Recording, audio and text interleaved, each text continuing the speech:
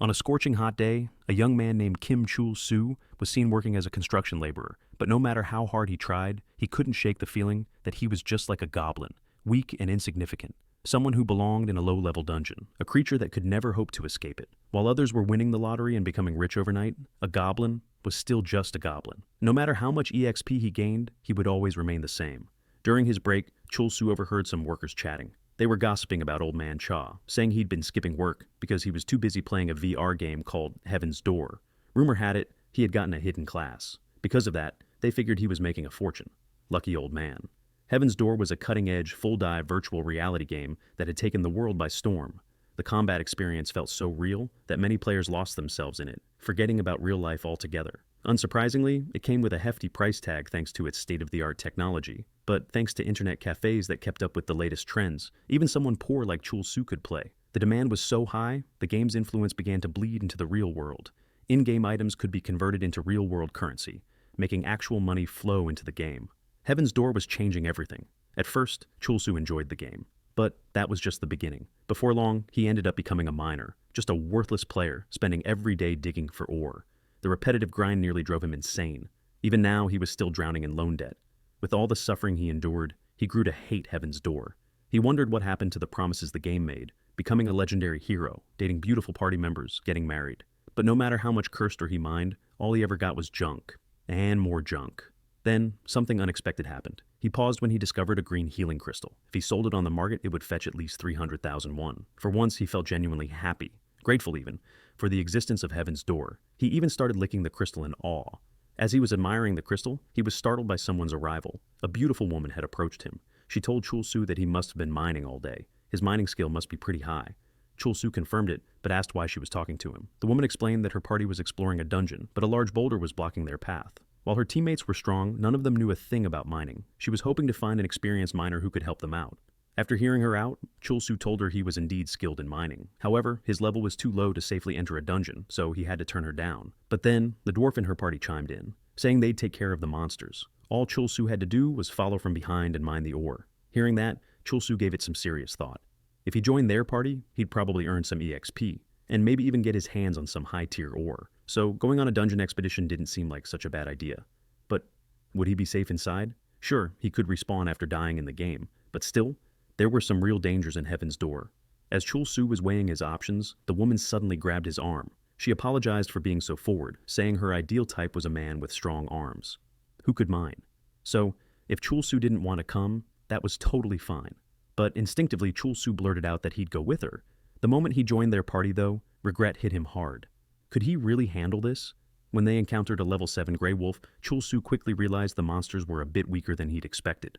But unfortunately, his own level was even lower. So, when the wolf lunged at him, he was completely defenseless. But just before it struck, the woman who had invited him unleashed a powerful skill. Salamander Flame. In a flash, the monsters were wiped out. She turned to Chul Soo and asked if he was okay, if he was hurt. That woman's name was Catherine Lee, a level 39 magician. Grateful for her concern, Chul Soo thanked her. He was still in awe. She'd taken down a pack of wolves with a single attack. Then Catherine looked at him and said he had scared her, so she asked him to stay close and not wander off. Chul Soo blushed. Was this real? Did she want him by her side forever? Could this be the romance he'd always dreamed of? But then, another guy from the party cut in and told Chul Soo not to get the wrong idea. They weren't the type of people who messed around in dungeons. While easily taking down more monsters, the guy explained that their team had come to check something hidden behind a large rock, and since they were focused on combat, none of them had bothered to level up their mining skills. It just felt like a waste of stat points. That's why they needed someone like him. Chul Soo paused at those words. Someone like me? Did that guy think he was just some clueless extra? In truth, they wouldn't be able to mine a single ore without him. But in the end, Chul Soo couldn't really argue. Did that guy think I didn't have any combat skills? Well, of course, I don't. That's why I mine every single day. And so, powerless to deny it, Chul Soo followed along with the party's plan. Meanwhile, the dwarf standing beside the man asked if he was sure the information he had was accurate. Because if there was nothing behind the massive rock, the loss wouldn't be small. The man simply replied, "Just pray everything goes smoothly. If it doesn't, I'm gonna beat you for wasting our time in this trash dungeon." Chul Soo, still focused on mining, kept chipping away at the rock. He was used to being looked down on, risking his life just for pocket money. He was so used to it, in fact, that he couldn't even vent his anger anymore, and that was exactly what made him angry. So he tried to stay calm and get the job done like usual. Once he got paid, he'd move on and continue his boring daily grind. Eventually, after hammering away, the giant rock finally crumbled, and behind it was a massive door. Chul Soo quickly told the party, "We found a hidden dungeon," which meant rare rewards, a potential class change to a hidden class, and an overall huge score for the group. But just as he celebrated, Catherine looked at him and asked, "What do you mean we?" Right after that, the man next to him suddenly struck Chul Soo, triggering PK mode. The blow knocked Chul Soo to the ground, helpless. He could barely breathe. Catherine coldly told him that she didn't need some dumb mining skill to access the dungeon, so he might as well shut up and accept his death. Hearing that, Chul Soo was furious. Those three, they were complete cowards. They knew about the hidden dungeon from the start, but even though he was furious, he couldn't fight back. He was just one miner against three trained fighters. Then the man leaned in and whispered to him, "You really thought we came to this low-tier dungeon just to have fun? Now that you've helped us, we'll give you a special reward." And with that, Chul Soo was launched into the air. Sometime later, he finally regained consciousness. As he opened his eyes, he wondered if he was still in the dungeon. Did they not kill him? Maybe they had at least a bit of decency left. But just then, a notification popped up. Advanced healing crystal used. Revived with 100% HP after fatal damage. His crystal had activated. He had died. Chul Soo was furious. That crystal cost him 300,000 won. And now, it was gone. He let out a cry of frustration, but then noticed the dungeon door was still open. That meant the dungeon hadn't been cleared yet. Fueled by rage, he swore to make them pay for what they'd done. Even without combat skills, he'd crush that three-person party and turn his life around. Those arrogant jerks who looked down on him, he would become their worst nightmare. With that fire in his heart, Chul Soo charged toward the dungeon entrance, only to immediately fall down some stairs he hadn't seen. And now, his HP was down to just 20. But as he stepped deeper into the dungeon, he realized this wasn't just any dungeon. It was a hidden dungeon. Looking around, he found himself in what appeared to be a goblin temple. He spotted a giant statue and wondered, was that supposed to be a goblin on the throne? According to the dungeon info, were goblins really the only enemies here? Wasn't a hidden dungeon supposed to be tougher than this? If goblins were all he had to deal with, then this might actually be an easy ride. But as he walked deeper into the dungeon, Chul Soo couldn't help but feel confused. Why was it so eerily quiet? And where were those bastards now? While walking, he suddenly kicked something. Looking down, he was completely shocked. It was the dwarf from earlier, dead, in a gruesome state. Seeing the dwarf's corpse, Chul Soo figured he must have been thrown all the way to the village. But as he processed what happened, a system warning popped up in front of him. Warning, this is a hidden dungeon with the highest difficulty, far beyond your level. Please exit immediately. Reading that, Chul Soo was baffled. How could a goblin dungeon be classified as the highest difficulty? But before he could think more, he suddenly heard someone screaming. Recognizing the voice as one of the bastards, Chul Soo turned toward the sound, only to see that the man and Catherine Lee were completely overwhelmed, facing a level 80 Geiger monster. Seeing the creature, Chul Soo was stunned. Wasn't this supposed to be a goblin dungeon? Then what the hell were they fighting right now? A level 80 monster? Was the game system playing some kind of sick joke? While he watched, the Geiger monster devoured the man in one brutal bite. With that, Chul Soo could only stand frozen in fear. The worst-case scenario had just become reality. In the world of VR gaming, there were already many games that prioritized realism, but Heaven's Door went far beyond that, implementing full sensory feedback, including the sensation of pain experienced by players. Of course, there were safety systems in place. Low-level monsters or those on par with a player wouldn't cause real pain. But if a player was attacked by something way above their level, that was a different story. Catherine, now realizing the unbearable pain she was in, cried out to Chul Soo for help. She begged him to save her, but Chul Soo replied coldly, "Why the hell should I help you? I can't even fight that thing." He knew exactly what happened if someone died to a high-level monster. The pain and trauma didn't just go away with a game respawn, the damage hit the brain directly. In more extreme cases, it could lead to brain damage, coma, or even death. That's how some people were forced to retire from gaming, shattered by shock and trauma. So, since Chul Soo still valued his life and sanity, he ran. He didn't look back at Catherine. After all, they were the ones who abandoned him first. And since he was too weak to help, there was only one thing he could do: survive, no matter what, even if it meant surviving alone. In a panic, Chul Soo kept running like mad from the monster. While fleeing, another notification popped up.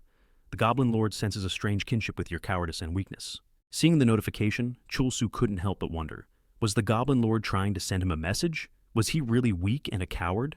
Annoyed by the mockery, Chul Soo shouted at the goblin statue. Did the Goblin Lord think he wanted to be this way? Did he choose to be weak? If he had even a bit of strength, he wouldn't be running away like this. Of course, Chul Soo had plenty of desires. He wanted a proper job where no one would look down on him. He wanted to fight monsters, not mine rocks all day. He wanted powerful skills, like everyone else. But because of the debt left behind by parents he never even knew, Chul Soo grew up unable to pursue anything he actually wanted. And now, a goblin who calls himself the Goblin Lord had the nerve to call him weak? Why should he be insulted for that? It wasn't even his fault. Frustrated, Chul Soo yelled at the statue again. Who do you think you are, sitting on your crumbling throne, looking down on others? You're just a goblin. With the suffering and humiliation he faced in the real world, and now the insults inside this game, even a statue was pitying him now. That's when it truly hit him. Maybe he really was like a pathetic goblin. Still angry, Chul Soo mocked the statue again, saying, "You're even lower than a human who resembles a goblin." As he vented his frustrations, another notification appeared in front of him. You are now an honorable goblin. All goblins will now assist you at any time. You have met the requirements to change into a hidden class. Would you like to become a Goblin Summoner? Seeing the message, Chul Soo froze in place. Had a hidden class really just appeared before him? But Goblin Summoner? Was this a joke? Frustrated, he refused the offer. But right after, another notification popped up. You are now a goblin. Class change complete. Even though Chul Soo was furious about being forced into a new class, he suddenly felt the presence of the Geiger monster crawling up behind him. In a panic, he realized it was already too late to run. With no other options, he had no choice but to put his faith in this new class. So, Chul Soo activated his skill, summoning a goblin to fight for him. With a flash of summoning energy, a goblin appeared in front of him. Seeing the small, weak-looking creature, Chul Soo couldn't help but feel disappointed. Still, he had no choice. He decided to use the goblin as bait to escape. Without hesitation, Chul Soo ordered the goblin to face the Geiger monster. He told it to defeat the creature. Just as he gave the command, the Geiger monster charged in for an attack. Knowing the battle was about to begin, Chul Soo got ready to run. But then, in a single strike, the goblin instantly killed the Geiger monster. Chul Soo stood frozen in disbelief. Suddenly, notifications began flooding his screen. His EXP was skyrocketing. He had even learned 2 new skills, Fees Goblin and Walk Goblin. Not only that, the summoned goblin had gained even more EXP, and with that, it smiled happily. Watching the goofy goblin grin from ear to ear, Chul Soo was completely speechless. Could this silly-looking goblin actually be max level? Back to an earlier moment, when Catherine's party was wiped out, she felt the pain of being trampled by the monster directly through her real body. Her scream sent her maid into a panic, desperately trying to wake her up. But the moment the maid disconnected the full dive VR, she realized something terrifying. Catherine's condition was the worst-case scenario. The pain and shockwaves that hit her brain had caused irreparable damage. This was the grim fate of those who ended up as retirees. Meanwhile, we return to Chul Soo. With the help of his goblin, he managed to level up, thanks to the goblin solo clearing the dungeon. The massacre was so intense that Chul Soo told the goblin to slow down. He couldn't carry any more dropped items. His storage was already overflowing with low-rank mana stones and wolf claws. Now, a Goblin Summoner, Chul Soo had reached level 31. Looking at his status, he was genuinely surprised. He had completed a hidden dungeon and defeated the Geiger monster, yet it was clear that his fallen comrades had no choice but to die protecting him. But the goblin, he completed the dungeon all on his own and didn't level up even once. Curious, Chul Soo checked the goblin's status, but it still wasn't available. So for now, he had no idea what the goblin really was. He even wondered, is it possible for a low-rank goblin to be this strong? But regardless, Chul Soo didn't really care. If this was some kind of bug, then, of course, he had to take advantage of it before the system fixed it. With this goblin by his side, he wouldn't have to mine anymore. He could aim to be the best in Heaven's Door.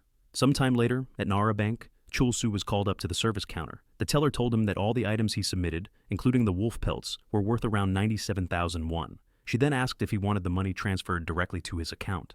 Exchanging in-game items for real currency made Chul Soo start to wonder, just how much influence did Heaven's Door have on the real world? Then, he asked the teller if it was possible to transfer the money to a different account. But he also remembered he had a few other materials he wanted to exchange, the Geiger's membrane and heart. After he handed them over, the teller began calculating the total value. But the moment she saw the result, she was completely shocked. Without hesitation, she called for the branch manager. Chul Soo, watching her leave, was confused. Why is she looking for her boss while I'm still standing here? Shortly after, the Nara Bank manager met with Chul Soo in person. He asked, "How's the tea?" Chul Soo, sipping the cold tea, replied, "It's pretty interesting." The manager chuckled. "Seems I forgot to boil the water." Brushing off the small talk, Chul Soo got straight to the point. "Why did you want to see me?" All he wanted was to exchange Heaven's Door materials for real money. The bank manager assured him it wasn't anything serious. He simply wanted to recommend a better place to store his earnings. That's why he wanted to talk face to face. He continued, "Wouldn't it be a waste to just keep all that money in a regular checking account? Here at Nara Bank, we offer some very appealing investment options." He explained that if Chul Soo put his money there, it could generate even more profit. Hearing this, Chul Soo was puzzled. Why would a bank manager go out of his way to convince someone like me, a broke guy with maybe 1,000,000 won at most, to invest? That's when the manager dropped the real bombshell. "It seems you don't realize the value of what you brought in," he said. Based on today's rates, the Geiger monster's heart and membrane are worth 230 million won. Soon after, when Chul Soo logged back into the game, he was overjoyed by his newfound wealth. Thanks to the goblin, he had managed to pay off 10% of his debt. In his excitement, he looked at the goblin and said, "Who said goblins are ugly? This little guy is actually kinda cute." But as he said that, he couldn't help but agree with everyone else. He really couldn't lie. The goblin was ugly. After celebrating his victory, Chul Soo set out to go hunting again. However, he was growing more and more annoyed by the goblin's presence. His cursed system didn't allow him to dismiss summoned creatures. As a result, everyone in town was staring at him. Other players couldn't stop gawking at the goblin. Some even whispered, questioning whether he was embarrassing all summoners. A group nearby began mocking Chul Soo, saying he looked just like the goblin he summoned. Hearing all the ridicule, Chul Soo was clearly annoyed. Sure, he might act like a goblin sometimes, but he wasn't one. Still, he chose to ignore them and just kept walking, until suddenly a buff-looking player stopped him and questioned why a goblin was roaming freely in the city. The moment people saw that man, everyone immediately recognized him. Wasn't he Patton the Annihilator from the Everton Guild? Chul Soo turned to one of the bystanders and asked, "Is he really that strong? I mean, he's got a title like the Annihilator?" Someone replied, "Nah, that's just a nickname he gave himself." Learning more about Patton, Chul Soo felt uneasy. I mean, if someone calls themselves the Annihilator, they're probably crazy.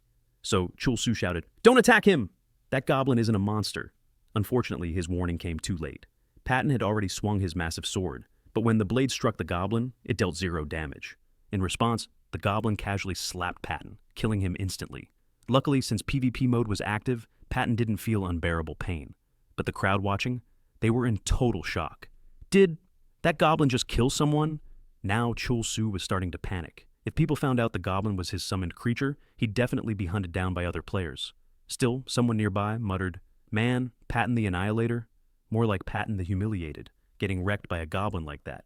And to make it worse, that goblin wasn't even strong enough to be worth fighting. But since the goblin had killed Patton, someone had to take responsibility for disturbing the peace of the guild. That's when Yoon-hyuk, the leader of the Everton Guild, stepped forward and pointed his sword at the goblin. Chul Soo immediately realized things were getting out of control, and while the players tried to attack the goblin, it was still completely invincible. The real problem was, if the goblin kept killing players, this would blow up into something massive. So Chul Soo quickly tried to defuse the situation. He told Yoon-hyuk, "Please, let me handle the goblin." But Yoon-hyuk just sneered and asked, "Who even are you? Nobody important should be interfering with guild business." And he warned Chul Soo, if he got involved, he'd be targeted by the entire guild. Chul Soo explained that he wasn't trying to meddle, but if Yoon-hyuk had his guild members gang up on a goblin, wouldn't that make them look weak? As Chul Soo was trying to reason with him, the goblin suddenly used a skill, throw stone. With a single rock, the goblin instantly killed Min Sung on the spot. That was the last straw. Yoon-hyuk ordered his entire guild to capture Chul Soo. Now, Chul Soo and the goblin were being chased through the city by the Everton Guild. As he ran in a panic, Chul Soo couldn't help but wonder, how the hell did things get this bad? And just then, someone shouted to him, "Hurry! Get in this room! There's no time to escape!" But as soon as Chul Soo entered the room, he immediately ran back out. Turns out, the old man who tried to save him was actually a member of the Everton Guild and had drawn his weapon on him. As Chul Soo ran away in a panic, another notification popped up in front of him. It said, "Goblin Lord is impressed by your cunning move, attacking after luring your enemy into a false sense of security. You've earned 1 goblin point." Seeing that message, Chul Soo was furious. Cunning? Seriously? First he calls me weak, then a coward. Now I'm being called sneaky? He hadn't even done anything wrong. Frustrated, Chul Soo started to question everything. Why am I the one being labeled as weak, cowardly, and cunning? They're the ones who betrayed me. They attacked me out of nowhere. If anyone deserves to be mocked, it's them. Boiling with anger, Chul Soo turned to the goblin and commanded him to listen. "This is enough. I've had it with people looking down on us goblins just because we're considered weak. From now on, he was going to destroy the Everton Guild." Meanwhile, Yoon-hyuk was still chasing after Chul Soo, and right behind him was Ji-hyun, who asked, "Are you seriously getting involved just to deal with that guy? I could have taken care of him myself." But Yoon-hyuk warned her not to underestimate him. That goblin was weird. Sure, Patton was the weakest among us, but he got one-shotted. That wasn't normal. And just as Yoon-hyuk was explaining that, he heard someone shout nearby. Suddenly, someone landed right next to him. It was Seung-ryul. But before Yoon-hyuk could process what was happening, the goblin had already appeared behind him. Sensing danger, Yoon-hyuk immediately swung his dagger. Yet even after landing a clean strike, he was stunned. There wasn't a scratch on the goblin. It was then he realized that 0 damage earlier wasn't a glitch. It wasn't just in his head. Now, standing face to face with an unstoppable goblin, Yoon-hyuk understood something chilling. He was probably going to die, but just as the goblin's punch was about to land, something blocked the attack. Even Yoon-hyuk was stunned. What just deflected that blow? It turned out to be Ji-hyun, who had arrived just in time to save him. She snapped at Yoon-hyuk. "Why are you just standing there? Were you planning to let that goblin kill you?" Her words snapped Yoon-hyuk back to his senses. Right. He was in the middle of a fight. He still couldn't understand how a low-rank monster like that could deal millions in damage. But there had to be some trick behind it. Even if he didn't know who was behind this, there was no way he'd back down against a goblin. So he activated his ultimate skill, Extreme Evil. With that, his movement speed was reduced by 90%, but in exchange, every attack he landed would become a critical hit. Seeing him activate such a powerful skill, Ji-hyun was shocked. "Why would you use your ultimate on just a goblin?" But Yoon-hyuk explained, "It's fine. My ultimate is basically passive anyway. With one clean hit, I'll take him out. Then I'll finish off the other target." Ji-hyun realized there was no point arguing. She just told him to end it quickly, before a crowd started forming. As support, she used her skill Gale Arrow, which removed all movement speed debuffs from her target. Now, fully buffed, Yoon-hyuk was ready to end the goblin once and for all. With assassin-like precision, he dashed forward and slashed with his dagger. But then, 0 damage. Yoon-hyuk was floored. There's no way that didn't land. How could it do nothing? The goblin, seeing Yoon-hyuk's shocked expression, simply smirked, mocking him. Of course, this was the end for those who dared attack him. The next moment, Yoon-hyuk was sent flying with a massive blow, taking 999 cap damage. Ji-hyun stood frozen in disbelief. What just happened? But while she was still processing the situation, someone nearby mocked them. "Did you really think you could finish it in one hit? Maybe save that talk for when you're max level. Just give up already and quit acting so high and mighty." Now cornered, Ji-hyun couldn't help but wonder, what kind of goblin is this? Is it even the same species as the ones we know? That's when Chul Soo proudly stepped forward and replied, "You're absolutely right. That goblin is my summon." Ji-hyun, upon seeing the goblin figure, asked if it was possible that this goblin wasn't just a typical monster. Chul Soo, hearing that, let out a sinister laugh and revealed that he was the one who summoned the goblin. Still shocked, Ji-hyun panicked and asked how a goblin could possibly have that kind of power, especially considering Yoon-hyuk, one of the strongest members of the Everton Guild, was taken down. But Chul Soo dismissed her concerns, saying it was none of her business. What mattered more was that he held a deep grudge against the Everton Guild. Seeing Chul Soo's sly expression, Ji-hyun instinctively protected herself and asked what he was planning to do. Chul Soo, of course, teased her, cornering her while saying it was her fault that he was feeling so tense. So, she should take responsibility. Horrified by his words, Ji-hyun screamed in fear, thinking Chul Soo was some kind of perverted madman. But Chul Soo, realizing she misunderstood, clarified that what he meant was that he became tense because the Everton Guild had attacked him first. His anger had built up from that. Still, all Ji-hyun heard was the word tense, and she panicked even more, screaming for help and calling out to nearby players. Seeing that he couldn't get through to her, Chul Soo figured anyone who saw this situation would get the wrong idea. So he ordered the goblin to silence Ji-hyun. Meanwhile, the other players gathering below were starting to talk among themselves. One of them pointed upward. Weren't those the same people from earlier? Now that the players were paying attention to Chul Soo, he realized the situation was spiraling out of control. So he told the goblin to finish things quickly and get out of the city. But what the goblin did next shocked everyone. It completely restrained Ji-hyun, leaving her helpless. Seeing this, the players below started shouting. After all, this was the same goblin that had wiped out the entire Everton Guild. And now, it looked like it was about to assault a defenseless woman. Fear spread like wildfire. If this goblin wasn't stopped, they might be its next target. Hearing all of that, Chul Soo started to panic. This situation was getting out of hand. All he ever wanted was revenge against the Everton Guild. They were the ones who struck first. But now, it seemed like he was caught in a ridiculous situation that kept spiraling out of control. Feeling overwhelmed, Chul Soo shouted at the goblin, telling it to let the woman go. Hearing his voice, the players below looked up in confusion. Wait, did that guy just tell the goblin to release her? Wasn't that beginner gear he was wearing? Everyone was stunned by the guts this newbie was showing, and since Chul Soo had now ordered the goblin to stop, it finally released Ji-hyun, who had already given up. Chul Soo then told the goblin to stand down. It was over now. The players watching were shocked. Was this low-level player really about to end the goblin? Even though they didn't know who Chul Soo was, they began to cheer him on, encouraging him to defeat the monster. Chul Soo couldn't believe what he was hearing. Were they supporting him? Were they mocking him? But as Chul Soo looked around, he started to wonder, did these players not realize he was the one who summoned the goblin in the first place? Could it be they misunderstood his clash with the Everton Guild? Did they actually think he saved the girl? With the crowd now treating him like some kind of hero, Chul Soo knew he had to take advantage of the situation. Flashing a wicked smile that made Ji-hyun tremble in fear, he whispered to her, "You don't want to die like your friends, do you? So, if you want to live, keep your mouth shut about me summoning the goblin." Terrified, Ji-hyun nodded and promised not to say a word. Now that things were finally under control, Chul Soo shouted at the goblin, He called it a pathetic monster for attacking civilians, and that it deserved to be punished. Then, he activated a skill. Walk the Goblin. Golden chains wrapped around the creature as Chul Soo took full control. The Goblin was now clearly under his command, and he began leading it away. The crowd gasped. Was that Chains of Light? A high-level skill that could bind monsters? No one expected a beginner in this town to be able to use something that powerful. The Goblin was completely helpless under its effect, but Chul Soo didn't respond to the whispers. To him, this skill was simply a way to take his goblin for a walk. Calmly, he told the players to clear the way. The goblin was extremely dangerous. Even he was starting to struggle to keep it under control. Meanwhile, Ji-hyun, still on the rooftop, watched as the players below began discussing among themselves. They realized now why the Everton Guild was so easily defeated. The goblin must have been over level 50. With such a high-level monster, it made sense that even a major guild had no chance. And clearly in this beginner city, no one else stood a chance against that goblin.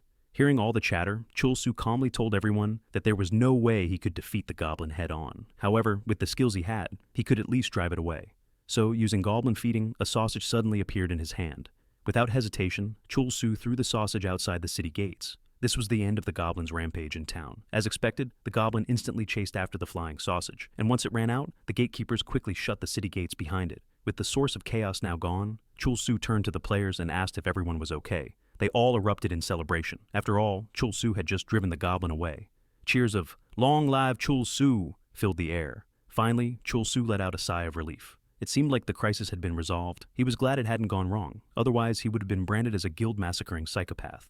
But just as he started to relax, Ji-hyun approached and told him that all the guild members were dead and had respawned at the Resurrection Temple in the Holy Land of Pascal, meaning she was the only player who knew about Chul Soo's connection to the goblin, and she promised to keep that secret. Hearing that, Chul Soo saw an opportunity. He could use her. He calmly explained, "In Pascal, players have unlimited lives. You're protected from monsters and other players. That's why it's called a holy land. But if you break your promise, I'll wait for you in front of Pascal every time. I'll kill you and kill you again. Over and over and over and over and over. Forever." Ji-hyun turned pale. Trembling in fear, she screamed that she swore to never reveal Chul Soo's secret. This guy was seriously unhinged. Sometime later, Chul Soo was seen relaxing at an inn, enjoying the luxury of a nice room as a reward for his so-called good deed. He felt proud of himself. Lying back, he reflected on his journey, how far he'd come from being a powerless player. Though deep down, he still regretted not being able to save Catherine Lee. But, of course, the real reason he wanted to save her was because Catherine Lee was sexy and incredibly hot. While he was lost in thought, something suddenly came to mind. Didn't he receive some goblin points from that damned goblin lord? Opening his status screen, he saw that he had 1 goblin point. Excited, Chul Soo opened the skill shop, but almost everything was still locked. That left him with only one available option, the skill Rally. Curious about what it did, Chul Soo clicked it immediately. And the moment he used it, the goblin suddenly appeared right in front of him. Chul Soo jumped in shock. The goblin, thrilled to see its master again, greeted him happily. Meanwhile, Chul Soo began to panic. Was Rally a familiar summoning skill? Caught off guard by the goblin's sudden appearance, Chul Soo quickly ordered it to shut up. If anyone found out, he'd be in serious trouble.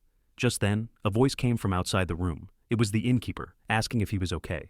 Panicked, Chul Soo quickly replied that everything was fine. The goblin, seeing its master flustered by a mere NPC, growled and reached for its club. But Chul Soo quickly tried to calm him down, urging him to put the weapon away. He pleaded with the goblin to listen to him.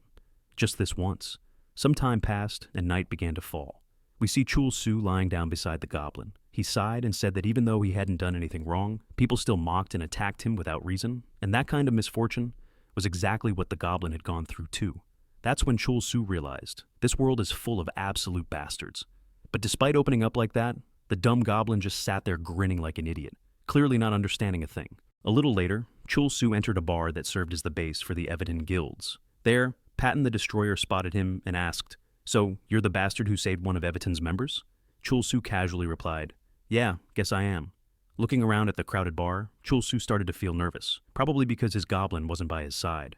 Sensing his unease, Yoon-hyuk, who was also there, spoke up. He said there really wasn't any reason for Chul Soo to help Everton after everything that had happened, so he thanked him. But Chul Soo didn't feel too grateful for that thanks. After all, Yoon-hyuk was still radiating killing intent.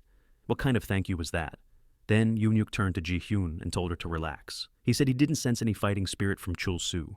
But even so, Ji-hyun couldn't drop her guard. She knew the truth. Without the goblin by his side, Chul Soo's companions had all been fooled. Yoon-hyuk then asked Chul Soo to explain what he wanted. Chul Soo began to speak. Like you said, the only reason I helped your guild member was because I needed something. Yoon Hyuk smiled at that and said, regardless of the reason, the Everton Guild owed him a favor. So in return, they'd make sure to repay him, they'd help him as best they could. That's when Chul Soo finally laid out his request. No matter how much I farm in beginner areas, my EXP gain is pathetic. I'm already past level 30. I need to move on to the next zone. So you get what I'm asking for, right?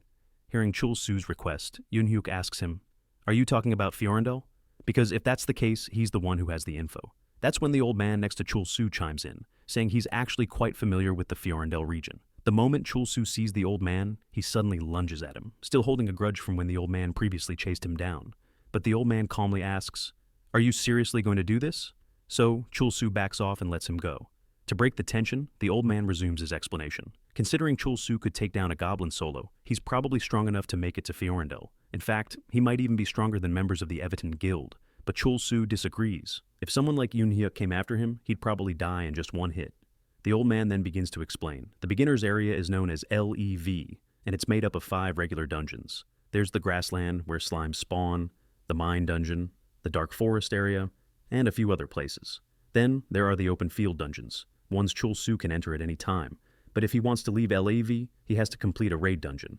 Hearing that, Chul Soo asks, so, are you saying I have to beat a boss? The old man continues. Unlike open field dungeons, raid dungeons open and close at specific times. They're limited entry dungeons, once-in-a-while opportunities. That's the final milestone for a beginner before they're ready to move on. Yoon Hyuk, who's been sitting quietly, finally speaks up. He explains that the LEV raid dungeon only opens once a month, and the reason their whole group is here is because they were preparing to clear it. Yesterday was the day it opened, but thanks to that damn goblin, their plans were ruined. So now, until the next opening, they're all stuck in LAV. Chul Soo, upon hearing that, is stunned. A whole month? I'm stuck here for an entire month? Frustrated, Chul Soo clenches his fists. Just yesterday, he made over $200,000 from level 80 monster materials, and his goblin could easily wipe out much tougher dungeons. But now what? He has to sit around doing nothing and stop making money. Irritated, Chul Soo snaps. Are you kidding me? There has to be a way to speed up time or something. Why the hell should I waste an entire month in a place like this? Seeing his frustration, Yoon Hyuk calmly replies, there's no other way but to wait. Even we're annoyed by how it works. With that, Yoon Hyuk tells Chul Soo that the Everton Guild's debt has now been repaid. He then signals his team to leave. Even Ji Hyun, who had been watching Chul Soo quietly, says nothing as she follows after her leader. Once they're gone, the goblin, who's been waiting outside, just keeps grinning like an idiot. It's as if he knows exactly what his master wants. Then, out of nowhere, the goblin shouts something toward the sky. Suddenly, in the middle of a grassy plain, a portal appears. The system notifies everyone. A raid boss has just spawned. The old man is completely shocked. There's supposed to be a 30-day gap before the next one opens. What the hell? Meanwhile, Yoon Hyuk rallies his team to head toward the location. Back at the bar, Chul Soo stares blankly at the notification, realizing that the Everton Guild might have just lied to his face. At that moment, members of the Everton Guild arrived at the boss raid portal. Patton the Annihilator looked genuinely excited that the portal had opened. Yoon Hyuk, on the other hand, was slightly surprised. It had only been a day, and the boss raid portal had already reopened. So he asked the old man how many people had gone in. The old man replied that no one else had entered the portal, as the group that had been preparing to leave the LEV area had already cleared the boss raid yesterday and moved on to the next zone. From this, Yoon Hyuk realized that only his group was preparing to face the boss raid this time. As Yoon Hyuk observed the boss raid portal, Chul Soo suddenly arrived, visibly annoyed. He accused the Everton Guild of being complete liars. He should have realized that the whole wait one full month thing was just a trick. Clearly they had lied, so his group wouldn't interfere and they could monopolize the portal for themselves. Chul Soo regretted believing such nonsense and wasting an entire month, realizing how foolish he was for putting his trust in them, only to be betrayed again. Hearing Chul Soo's frustration, Ji Hyun tried to calm him down, telling him that he misunderstood, especially since what Yoon Hyuk had said before was actually true. But Yoon Hyuk simply told Ji Hyun not to worry about it. Instead, he looked at Chul Soo and asked, so, are you joining the raid or not? Still fuming, Chul Soo replied that of course he would join. There was no way he'd just sit back while Yoon Hyuk's group entered the boss raid and took all the loot. Now that Chul Soo had agreed to join, Yoon Hyuk gave a brief explanation of the raid plan. According to the information he had, there was only one room that led directly to the boss. This meant they'd face the boss immediately upon entering the portal, with no chance to scout the area. They needed to stay alert, even though they were unfamiliar with the battlefield. Still, until now, boss raids hadn't been too dangerous. The boss level was usually lower than theirs, so there wasn't much to worry about. Hearing this, Patton the Annihilator grew even more excited. With the Everton Guild team assembled, they were confident they could handle the boss monster easily. Boasting full confidence, They were determined to defeat the boss raid in under a minute. Seeing everyone's enthusiasm, Yoon-hyuk smiled and urged them to enter the portal. Meanwhile, Chul Soo, watching the Everton Guild enter, told his goblin to wait outside. It would be a problem if anyone saw the goblin, so until Chul Soo called him with his rally skill, he would stay hidden. And since Chul Soo absolutely hated betrayal, he wasn't going to let it happen again. So he had prepared an advanced healing stone that could revive him if he died. With that, Chul Soo stepped into the portal. After being teleported into the boss room, he looked around, wondering, is this what a boss raid normally feels like? But as he took in the scene, he was shocked to see the Everton Guild members being chased by a level 40 boss monster, the Steel Giant. Everyone was panicking while trying to fight the boss. Why? Because this was actually a hidden boss raid dungeon. Yoon-hyuk immediately turned to the old man, demanding to know what he was up to, why the boss monster was so different from the information they had. But even the old man, now panicking himself, insisted that he had no idea what was going on. Ji-hyun, spotting Kim Chul Soo, yelled at him not to just stand there. He should run to the portal and escape the boss raid dungeon. But Chul Soo just gave a sly grin. Was she kidding? Did they really think of running away from a hidden dungeon like this? Don't they realize what kind of rewards can be found in a hidden dungeon? That's why Chul Soo had no intention of backing down from this boss monster. But Ji-hyun, hearing how crazy Chul Soo sounded, told him, of course everyone knows about the rewards. The problem is, the enemy we're facing is level 40. If we get hit even once, it won't just end with a character death. Still, Chul Soo argued back. The level difference was just 10. Even if they got hit and killed, it wouldn't lead to permanent retirement. At most, they'd cough up blood and pass out for a while. Wasn't that a fair price to pay for such valuable rewards? In fact, it seemed like the members of the Everton Guild had no idea just how incredible the loot from a hidden dungeon could be. Even though Chul Soo tried to encourage the others to face the monster head-on, the entire Everton Guild kept running around in panic, leaving him behind. Seeing how cowardly they were, Chul Soo saw an opportunity. He would claim all the rewards for himself. With that in mind, Chul Soo quickly activated his rally skill to summon the goblin, but when he tried, the goblin just remained still, outside the dungeon. To be exact, the portal to enter the boss room had vanished. Now, with the enraged steel giant charging straight at him, Chul Soo shouted angrily at the goblin for not showing up. But with overflowing confidence, Chul Soo completely ignored the monster in front of him. The moment the boss landed a punch, Chul Soo was killed instantly. Even Patton, watching it happen, was stunned. Was that idiot seriously the same guy who fought the goblin yesterday? But Yoon-hyuk just replied, who cares about a fool like that? The more important issue now was that the dungeon portal had closed. Hearing this, the others were shocked. The portal closed already? But wasn't this supposed to be a hidden dungeon? Then the old man stepped in and told everyone that their group had underestimated Heaven's Door.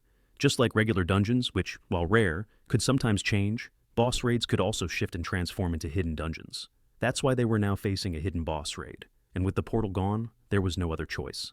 They had to fight the boss monster. Meanwhile, back in the real world, Chul Soo, who was fully immersed in full dive VR, coughed up fresh blood. He sat there, stunned. What the hell just happened? How could he get killed by a single hit from the monster? He was level 30. Even if the boss was level 40, it shouldn't have been an instant death. But then, checking his status window, Chul Soo finally realized he had forgotten to allocate his stat points. So, even though he was level 31, he was basically no different from a newbie player. But right now, Chul Soo's biggest problem was that he couldn't summon the goblin anymore because the portal had closed. The monster was right in front of him, which meant a massive treasure was right there too. But without the goblin, there was nothing he could do. Of course, Chul Soo blamed the goblin for being completely useless. Was he really going to lose all those rewards just like that?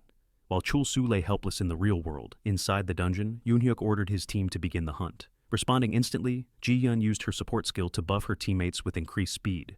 Meanwhile, the old man at the back was simply observing everything, and he advised Yoon-hyuk to first figure out the monster's weakness. Especially with Ji-hyun's buffs, the enemy wouldn't have time to react. Taking that into account, Yoon-hyuk immediately moved in to attack the monster. With a 16-hit combo, he and his fellow assassin unleashed a barrage of strikes, hoping to discover its weak spot. Because, as with all monsters inside Heaven's Door, there had to be a weakness somewhere. And with 16 consecutive slashes from 2 people with the assassin job class, that meant 32 wounds all over the giant's body. From those, they hoped to identify the monster's most vulnerable point. But after delivering the full combo, Yoon-hyuk asked his teammate if he'd found anything. The teammate replied that, although the plan was to look for a weak spot, he hadn't been able to deal any damage at all. Hearing that, Yoon-hyuk nodded in understanding. He hadn't inflicted any damage either, which meant there were only 2 possibilities. Either the monster had insanely high defense, or their low damage attacks simply weren't enough to affect it. To test this, Yoon-hyuk followed up with a much stronger slash using one of his skills. This time, he landed a solid hit that dealt 1,800 damage. And with that, a notification popped up. The steel giant had a passive skill called Hatred for the Weak. Any attack that deals less than 5% of its max HP is automatically ignored and does 0 damage. Since the monster was immune to weak attacks, Patton told Yoonhyuk that he was the only one capable of dealing enough damage to take on a level 40 boss, so he was counting on him to handle the fight. But the old man disagreed. According to him, Yoonhyuk wasn't necessarily the strongest damage dealer. Depending on the situation, someone else might be able to deal far more damage than his daggers could. And just as he said that, we see Ji-hyun preparing to unleash her ultimate skill. If people ever found out she had that kind of ability, they'd definitely start begging her to become the next guildmaster. Seeing her prep, Patton still had no idea what their plan was, but if Ji-hyun needed time, he was more than willing to buy it for her. With that, Patton activated his Warcry skill. The moment it triggered, he successfully provoked the boss monster into targeting him instead. Back on the floor, Chul Soo, still down and knocked out, was completely stunned. Was that idiot Patton seriously provoking the boss instead of running away to save himself? Right after that, the boss monster launched a powerful attack at Patton. But even with its overwhelming force, Patton managed to block the strike. He even commented, "Looks like this boss isn't as strong as we thought." Watching him stand his ground, the old man reminded Patton not to lower his guard.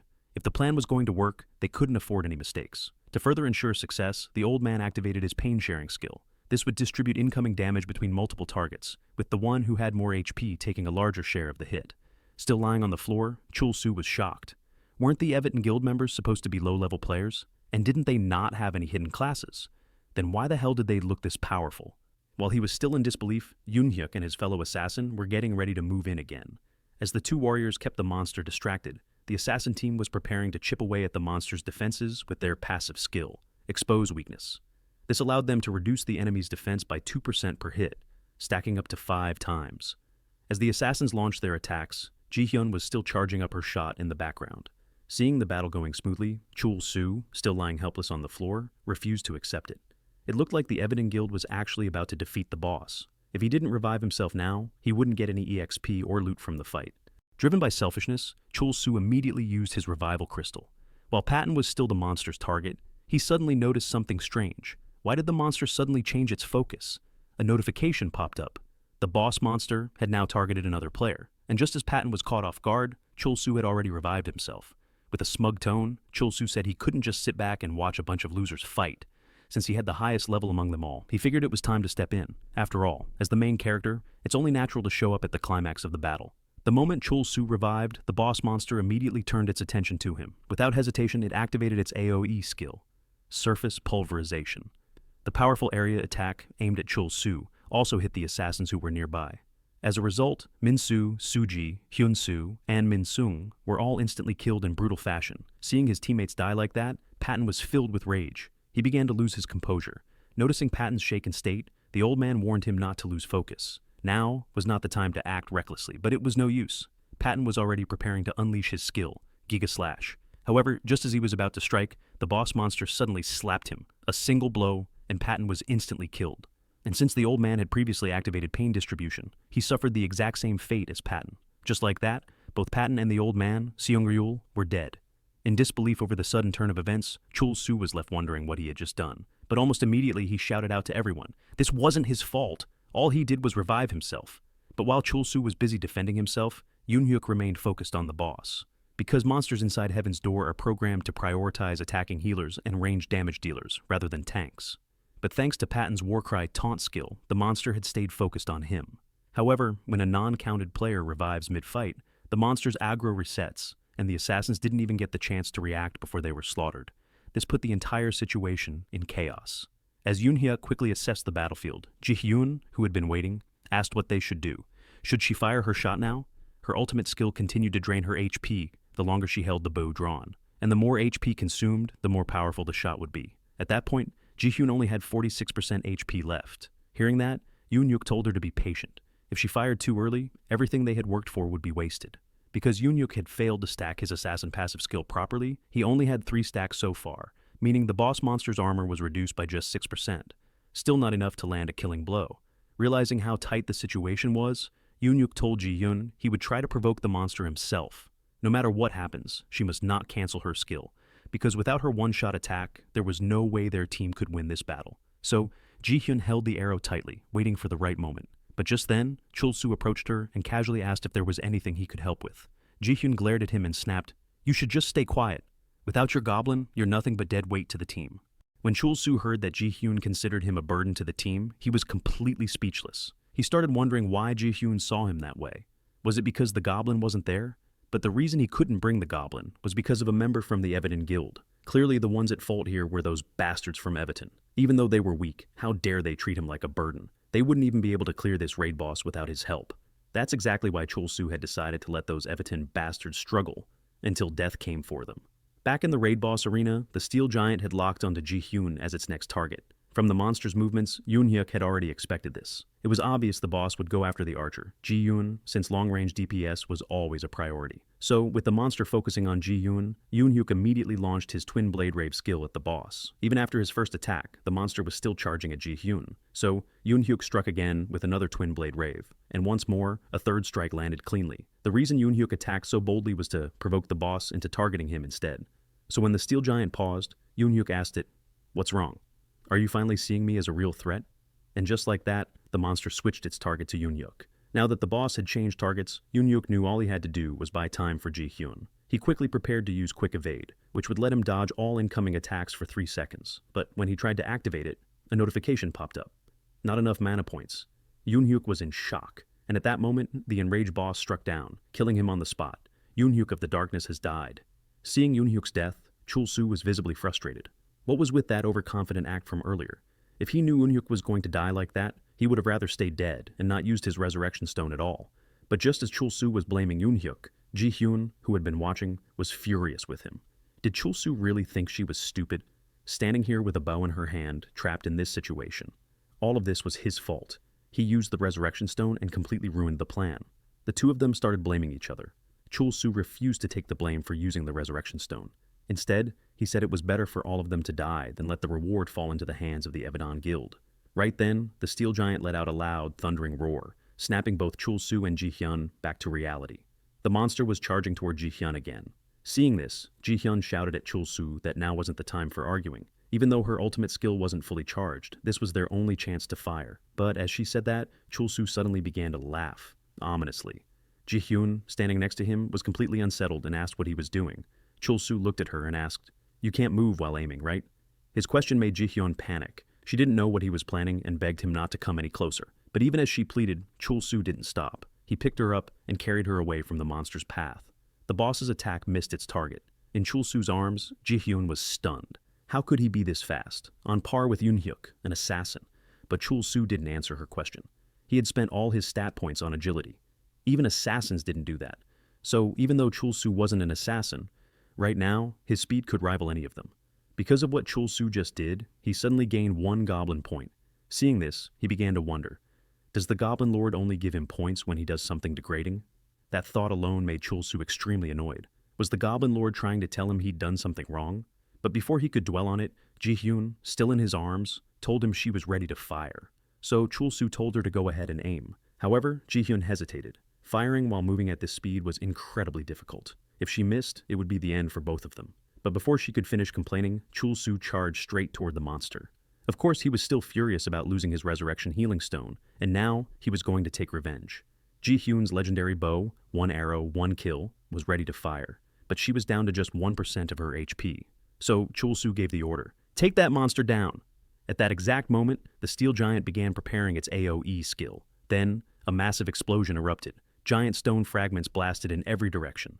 Seeing the monster's insane moves, Chul Soo was shocked. The boss had been hiding this skill all along. There was no way they could avoid the damage coming from every angle. With Ji-hyun hanging on by just 1% HP, and Chul Soo only having 100 HP left himself, any hit could mean instant death. Ji-hyun, trying to focus her aim, warned Chul Soo, "There's too much debris flying around. I can't get a clear shot in this chaos." As disaster rained down around them, Chul Soo calmly said, "My mind is showing me something." Ji-hyun immediately asked, "Wait, do you have a plan?" But no, Chul Soo was just reminiscing. What he saw in his head was a memory of him playing with his childhood friends. Ji-hyun, understandably, was beyond annoyed. But just then, a sudden dimensional tear ripped open inside the boss room. The goblin had forced its way into the boss raid. Seeing the familiar creature, Chul Soo lashed out. "Took you long enough, you damn goblin." Now that the goblin had arrived, Chul Soo instantly activated his rally skill. Ji-hyun, watching the dimensional crack in disbelief, was stunned. Wait, Did the monster just damage the dungeon itself to force entry? Is that even possible? Before she could think further, the goblin appeared in front of Chul Soo, and without hesitation, it became a living shield, taking the brunt of the monster's next attack. With its attack blocked, the steel giant roared in rage, but Chul Soo only mocked it. This is your grand finale? Now came the climax of this hunt. With the monster wide open and Ji-hyun still alive, she fired her ultimate skill. Her arrow flew like lightning and pierced the boss straight through. The monster dropped. A system notification rang out. Hidden dungeon, chamber of the steel giant, cleared. It was finally over. Ji-hyun, stunned that she had even survived, could barely believe it. But her level had risen. She was now level 31. Chul Soo had also leveled up. He reached level 34. But Chul Soo wasn't celebrating. He didn't even look around. Instead, he was scrambling all over the place, searching for dungeon loot. Of course, true to his name, Chul Soo was a greedy loot goblin through and through. Shortly after the raid boss was defeated, all fallen characters were revived. Yoon-hyuk looked around and asked, "Did everyone make it out okay?" Patton responded that he was fine, though he could still taste blood in his mouth. Thankfully, the monster they faced was within a manageable level. If it had been any stronger, they might have been in real danger. Since everyone seemed all right, Yoon-hyuk followed up. "So, can someone explain what the hell just happened? Especially now, why was Chul Soo so panicked, clutching the monster's loot like his life depended on it?" Ji-hyun stepped forward and explained that once they defeated the boss, Chul Soo turned into a total loot goblin. He was obsessively clinging to all the dropped rewards. As for her, she got a message saying she didn't qualify for the hidden class. That shocked her. Was clearing the hidden dungeon still not enough?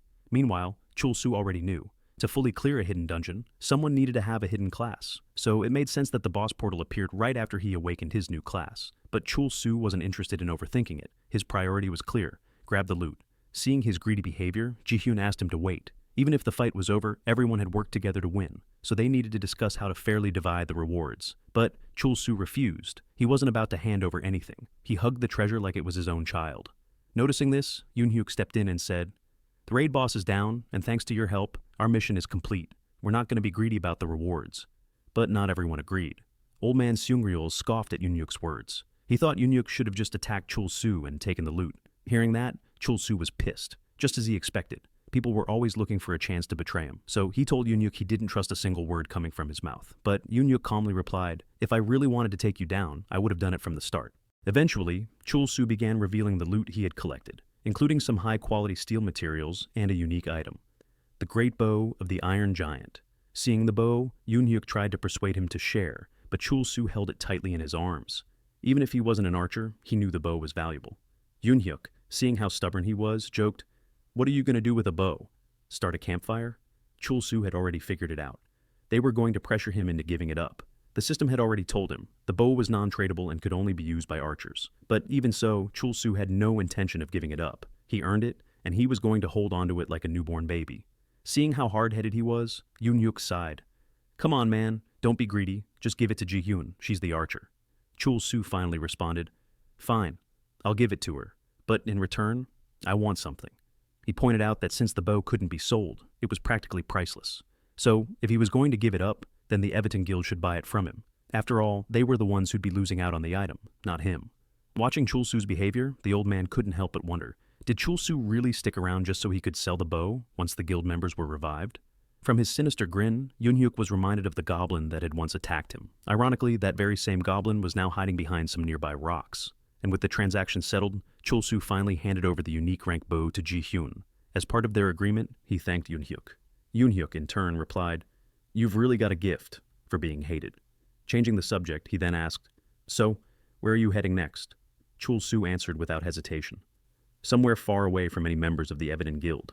Hearing that, Yoon-hyuk couldn't help but call him insane. But still, and it wasn't a bad idea. Now that everything was over, he told his guildmates it was time to move on. A notification appeared.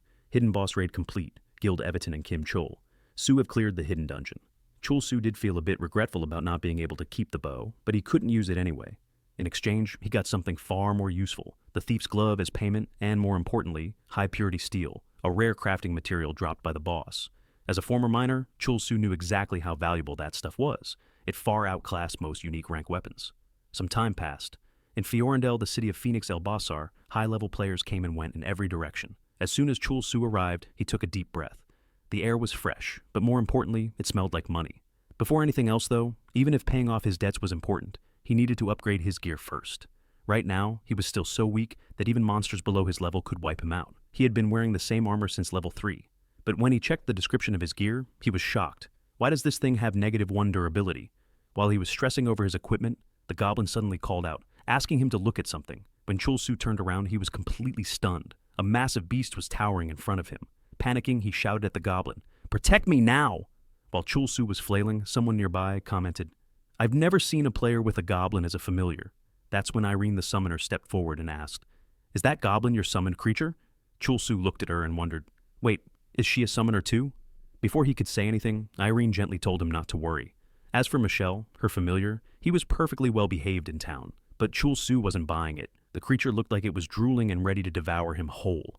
Putting the monster aside for a moment, Chul Soo quickly realized that Irene must be extremely strong. Even if the entire Everton guild tried to fight her, they wouldn't stand a chance. As he was lost in thought, Irene asked if she could know his name. Chul Soo introduced himself, but it turned out Irene wasn't asking about him. She was referring to the sweet little thing by his side, the goblin he kept calling, well, Goblin. "So," she asked, "you haven't given him a proper name?" Chul Soo snapped, "Who cares about the name of my monster?" And did she really just call that thing sweet? But Irene just giggled and told him, one-sided relationships never last for summoners. After all, didn't his summoned creature look aggressive the moment Chul Soo ordered it to protect him? With a smile, Irene added, "I hope you're not the kind of guy who's slow to understand." And just like that, she turned around and walked away, leaving Chul Soo standing there, completely speechless. Watching Irene walk away, Chul Soo grumbled under his breath. "Thanks for the useless advice," he muttered bitterly, as if he ever needed anyone's sympathy in the first place. With that brief encounter over, Chul Soo called out to the goblin and continued on his way. His next goal, find better equipment. Soon he found himself face to face with Humphrey the Foul-Mouthed, an NPC who wasted no time mocking him. "Seriously? Your gear looks like trash." Naturally, Chul Soo was annoyed. He snapped back saying that the only reason he was here was to buy equipment.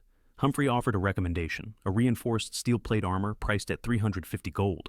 Chul Soo examined the item and started doing some mental math. 350 gold. That's roughly $40 in real money. Still, he needed better defense gear, so he bought it without a second thought. Humphrey gave him a nod of approval. "At least you've got decent taste. I forged this from top-grade steel, so use it well." Excited, Chul Soo equipped the armor, only to realize it was absolute trash. He couldn't move at all. He groaned, "This thing is garbage." Humphrey immediately laughed in his face. "Ha! Guys as skinny as you shouldn't be moving anyway." Turns out the armor had a strength requirement of 24, and Chul Soo, he only had 4 strength. It was way too heavy. He couldn't even take a step. With no other choice, he tried to sell it back. But Humphrey offered him only 30 gold in return. "What? Are even NPCs trying to scam me now?" While fuming, Chul Soo noticed a yellow exclamation mark above Humphrey's head. Curious, he asked what it was about. Humphrey suddenly panicked. His forging hammer was missing, and without it, he couldn't craft anything. Chul Soo asked, "Don't you have a spare hammer or something?" But Humphrey shook his head. "Nope, it's not the same. I need that hammer." He recalled leaving it somewhere in the underground waterway dungeon located near the village gate, so he begged Chul Soo to go retrieve it for him. A system window popped up. Quest accepted. Find Humphrey's forging hammer. Reward: access to process materials for armor crafting. Reading the quest details, Chul Soo raised an eyebrow. What does permission to process materials for armor crafting even mean? Could this be related to the high-value materials he got from the hidden boss? If he could refine those himself, he could probably craft his own gear. Without a second thought, Chul Soo accepted the quest. With the goblin by his side, clearing a dungeon would be easy. He didn't need to rely on anyone else. Just as he was getting excited about his plan, Humphrey interrupted his thoughts. "What are you waiting for? You need to get moving and find that hammer." And surprisingly, Humphrey decided he'd tag along with Chul Soo for the quest. With Humphrey tagging along on the mission, Chul Soo was, of course, annoyed. If Humphrey died, would that mean the quest would fail? Did this mean he was being forced to drag around a level 13 burden? The thought alone frustrated him. But still, Humphrey ordered Chul Soo to move. Regardless, Chul Soo planned to clear the dungeon. With his speed, he could easily bypass the small fry monsters and head straight for the boss. Knowing the basics of the game system, he understood that NPCs would stop moving once they couldn't keep up with a player. So his plan was to leave Humphrey behind with his speed. But as soon as he entered the dungeon, he received a notification. Humphrey the Foul-Mouthed is under attack. Sure enough, Humphrey was brawling against level 30 monsters. Seeing Humphrey in real danger, Chul Soo panicked. He quickly ordered his goblin to step in. With a single powerful strike, the goblin crushed the small fry monsters. Yet even after the goblin had wiped them out, Humphrey arrogantly shouted that those monsters were nothing before the great Humphrey. Watching his shameless attitude made Chul Soo furious. But at the same time, Humphrey sensed something was off. He immediately dashed toward the source of the disturbance, leaving Chul Soo even more irritated. Should he just kill this useless NPC already? Humphrey was nothing but a liability, charging in recklessly without realizing he could die at any moment. Chul Soo then considered ordering the goblin to guard Humphrey while he went straight for the boss. But that idea quickly fell apart. If he recalled his goblin at the wrong time, and Humphrey died, the whole mission would fail. That left him with only one choice: order the goblin to clear out the small fry, blocking Humphrey's path. Meanwhile, Humphrey vented his rage against the rat monsters swarming him. Not only had those monsters taken over the Phoenix El Basar territory, they had also stolen his hammer. Swinging his massive weapon, Humphrey charged at them. But in reality, it was the goblin who slaughtered every monster in his way. With his finishing moves that were utterly useless, Humphrey just showed off acrobatics while the goblin did all the work. Watching from behind, Chul Soo calmed down again. Even if it took more time, at least clearing everything out was safer. But Humphrey grew frustrated. Every enemy ignored him completely. As a former proud warrior, he couldn't stand the disrespect. So, he unleashed his war cry, provoking nearby monsters. His roar awakened a group of skeletons, who rose up in fury. Humphrey, seeing them, was delighted. The fight had just gotten interesting. Chul Soo, on the other hand, was livid. Those skeletons wouldn't have even appeared if Humphrey hadn't provoked them. Was he really expected to deal with this pointless mess? Clearly, Chul Soo wasn't having it. He only hoped this would be Humphrey's last trolling stunt. Ordering his goblin to clean up the skeletons, he muttered coldly that if Humphrey pulled another stunt like this, quest or not, he would kill every last one of them. 3 hours later, Chul Soo looked completely exhausted from following Humphrey around. The truth was, Humphrey was absolutely insane. He never stopped trolling for even a moment. What should have been an easy dungeon felt like hell mode with Humphrey's presence. As Chul Soo walked through the corridor, he suddenly heard a strange sound. What was that noise? Just as curiosity struck, Humphrey shouted that it was a trap. At the end of the corridor, a faint light appeared. It was golden arrows flying straight toward him. Seeing the deadly projectiles, Chul Soo instantly grabbed his goblin, using it as a shield. Luckily, 2 out of 3 arrows were blocked. Still, the sudden attack left him shaken. But why had the trap activated when he hadn't touched anything? The truth was, Humphrey had stepped right onto it. One of the arrows pierced his heart. Even in that state, Humphrey sneered at Chul Soo, calling him a coward for saving himself instead of helping. That infuriated Chul Soo. All this time, Humphrey had been nothing but dead weight, and now, with poison seeping into his body from the arrow, Humphrey collapsed and died on the way. Chul Soo, fuming with anger, ran straight toward Humphrey's blacksmith forge, determined to kill him anyway, even if he was already dead. As he rushed toward the forge, someone from the shadows noticed him, delighted to have found Kim Chul Soo. Moments later, Chul Soo finally arrived at the forge, where Humphrey mocked him again, laughing at his pathetic gear. Annoyed, Chul Soo asked if those were Humphrey's last words, since he was about to let his goblin finish him off. But instead, Humphrey thanked him, because he had finally recovered his hammer. Chul Soo froze in disbelief. Was that really all he wanted to say? Yet in that moment, the quest cleared. Shocked, Chul Soo wondered when Humphrey had gotten his hammer back. Humphrey explained that it had dropped after they wiped out the rat monsters earlier. So yes, Chul Soo really was the fool who never paid attention. Soon after, Humphrey began forging something with the high-purity steel Chul Soo had given him. He explained that the quality of equipment depended on the sweat of the blacksmith, that only the best craftsmen could bring out the true value of such rare material. Once the forging was complete, Humphrey hurled insults again. He handed over extraordinary gear, mocking that it was like casting pearls before swine. Even though Chul Soo was ridiculed, his eyes were locked on the armor. It was rarer than any drop from a hidden boss raid, gear forged from materials dropped in a hidden dungeon. For the first time, Chul Soo celebrated obtaining a piece of rare armor, but Humphrey added that he wouldn't be charging money for it this time, so Chul Soo shouldn't get too happy. After all, to Humphrey, he was still disgusting. As they spoke, a sudden notification appeared. PK mode activated. A player lunged at Chul Soo without warning. Startled, Chul Soo quickly dodged. The man sneered, saying it seemed Chul Soo was strong enough to leave a certain young lady on the brink of death. Chul Soo shot back that he had simply spent his points on agility, but inside, he was irritated. Who was this guy to attack him out of nowhere? And what young lady was he talking about? The man's expression hardened. Don't play dumb. The last person who partied with her was you, Kim Chul Soo.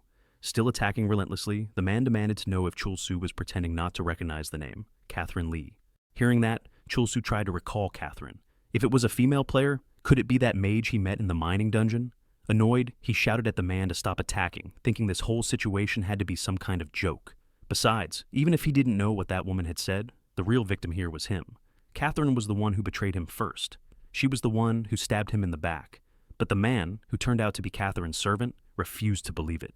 As long as Chul Soo was standing here alive and well, that meant he was the culprit. On top of that, the young lady was still in a coma and hadn't woken up since. How could the guilty party claim to be the victim? Hearing this, Chul Soo was stunned. Catherine was really in a coma? Could it have been because of the level 80 Geiger monster's attack? Sure, he knew the shock effect was extremely painful, but could it really put her into a coma? If that were true, was it all his fault? Refusing to accept that, Chul Soo insisted it was the Geiger monster's doing. He hadn't done anything wrong, but the servant wasn't interested in hearing excuses. It wasn't up to Chul Soo to decide guilt or innocence. What had happened to Catherine had thrown the heir of the Semyoung group into danger. As the servant launched another attack, he was shocked to see it completely blocked, without dealing a single point of damage. Chul Soo, realizing Catherine was the heiress of Semyoung group, suddenly grinned. How about I explain everything from the beginning? If the daughter of the Semyoung chairman is dying, wouldn't it be better to talk this through properly? The Semyoung group, everyone knew that name. Cars, electronics, semiconductors, and countless other products were created and distributed worldwide. Even ordinary people recognized the company. To be recruited into Semyoung meant success. And yet, the daughter of such a powerful conglomerate had fallen into a coma while playing in the same party as Chul Soo. Now, she lay unconscious in a hospital bed. The servant, listening to his words, pressed him for clarity. Are you saying the young lady was attacked by a level 80 monster in a hidden dungeon? Caught off guard, Chul Soo stammered that maybe it was trauma caused by extreme shock. But the servant immediately asked the real question. How had Chul Soo escaped? At that time, he was only level 3. Even the young lady, who was nearly level 40, had ended up in a coma. So, how could a mere level 3 survive? Cornered, Chul Soo explained that he had managed to switch into a hidden class and escape, that it was a once-in-a-lifetime stroke of luck. But in truth, the one who should have obtained that class was Catherine. Of course, Chul Soo had no intention of being branded the culprit. He was already under pressure just thinking about Catherine's condition. Despite the best doctors treating her, she hadn't improved at all. If it were him lying there instead, he would have been dead from the start. Even after his explanation, the servant glared at him coldly. Could a level 3 player really obtain a hidden class? Could he really escape from a level 80 monster? In his experience, that went far beyond mere luck. Chul Soo was left speechless, so he changed the subject. Then, does that mean the young lady has only a small chance of recovery? At those reckless words, the servant snapped, ordering him to watch his tongue. The young lady was still alive, just unconscious. Even the best doctors admitted they didn't know why she hadn't woken up. For now, there was nothing else they could do. Hearing this, Chul Soo asked, "So what? You're just going to sit around and wait for her to wake up? If her injury happened inside the game, then why not try to heal her through the game itself?" Hearing that, the servant asked Chul Soo to explain himself. Chul Soo then told him that he once read a news article from America about a similar case, where someone had fallen into that kind of condition. After losing consciousness and with their family nearly giving up, that person was sent to log into heaven's door, and somehow they woke up again. At least, that's how Chul Soo remembered the story, but in reality, what Chul Soo said was nothing but a lie. He was simply deceiving someone who was desperate. Still, he pressed on with his words. Rather than sitting around doing nothing, why not try this method to wake the young lady? In truth, this was his way of repaying Catherine for the lie she once told him. Sometime later, inside heaven's door, Catherine was actually logged in, and when Chul Soo saw her, he was stunned. Did the chairman really agree to his suggestion? If they were letting her log in while in a coma, they must have been truly desperate. But even so, if the Semyoung group discovered his lie, he would vanish without a trace. After all, could playing a game really bring back lost consciousness? Everything he had said was nonsense. He had never even heard of such a case before. Even if the plan made little sense, at the very least he would be remembered as someone who tried to save her. And really, would a massive corporation like that simply discard a man trying to save their only heir? If he got lucky and Catherine actually woke up, it would be like hitting the jackpot. And if she didn't, well, he wouldn't lose anything either. That's why, for the time being, Chul Soo decided to pretend he was trying to save the young lady. Later, he could go back to them and tell them to prepare to let their heir go. Thinking of the money, Chul Soo was pleased. He considered himself a genius for being able to exploit such a grim situation. And now that Lady Catherine was right there before him, he figured he should take her out for a walk around the area. But then a problem crossed his mind.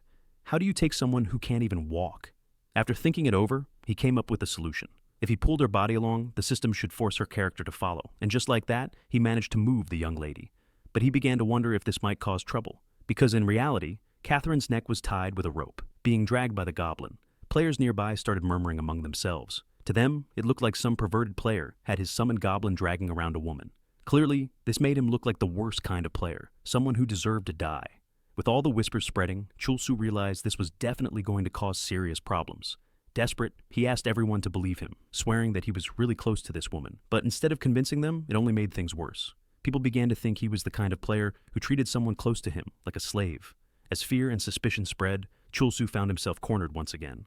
The situation was nearly identical to what had happened back in the previous city. Just as he was being pressed from all sides, someone called out to him. When he turned, it was none other than Old Man Sungryul, Thanks to his help, Chul Soo managed to slip away from the crowd.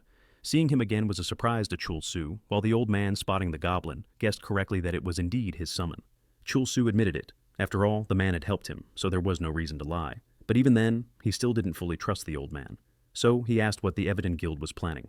The old man, unfazed by Chul Soo's suspicious tone, told him not to misunderstand. The last time the guild had gathered, it was only because of a raid boss. Events like that were rare even for Everton. But despite the explanation, Chul Soo didn't buy it. Wasn't this guy basically a scout for the Everton Guild? Couldn't he at least share some information?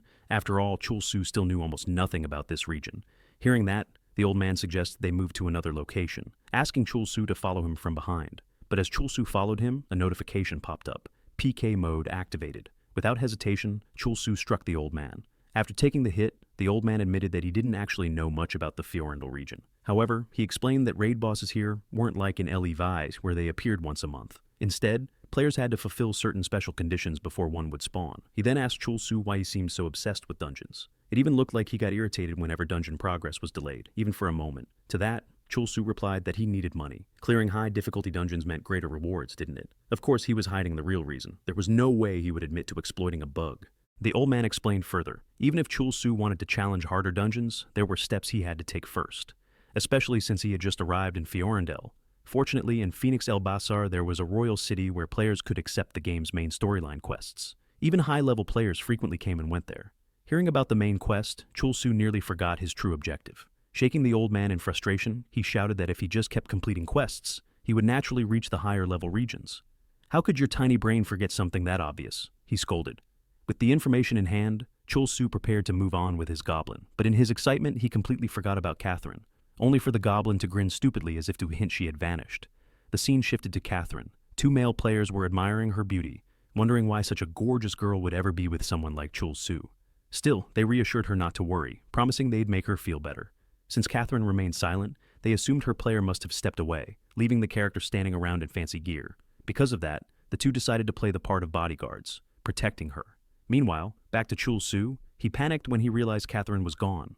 If she took damage while unconscious, she could actually die, and if that happened, there would be no escaping the blame. At the same time, the servant contacted him, asking if the young lady was safe and demanding to see her face. Flustered, Chul Soo stammered, "Just send the money first.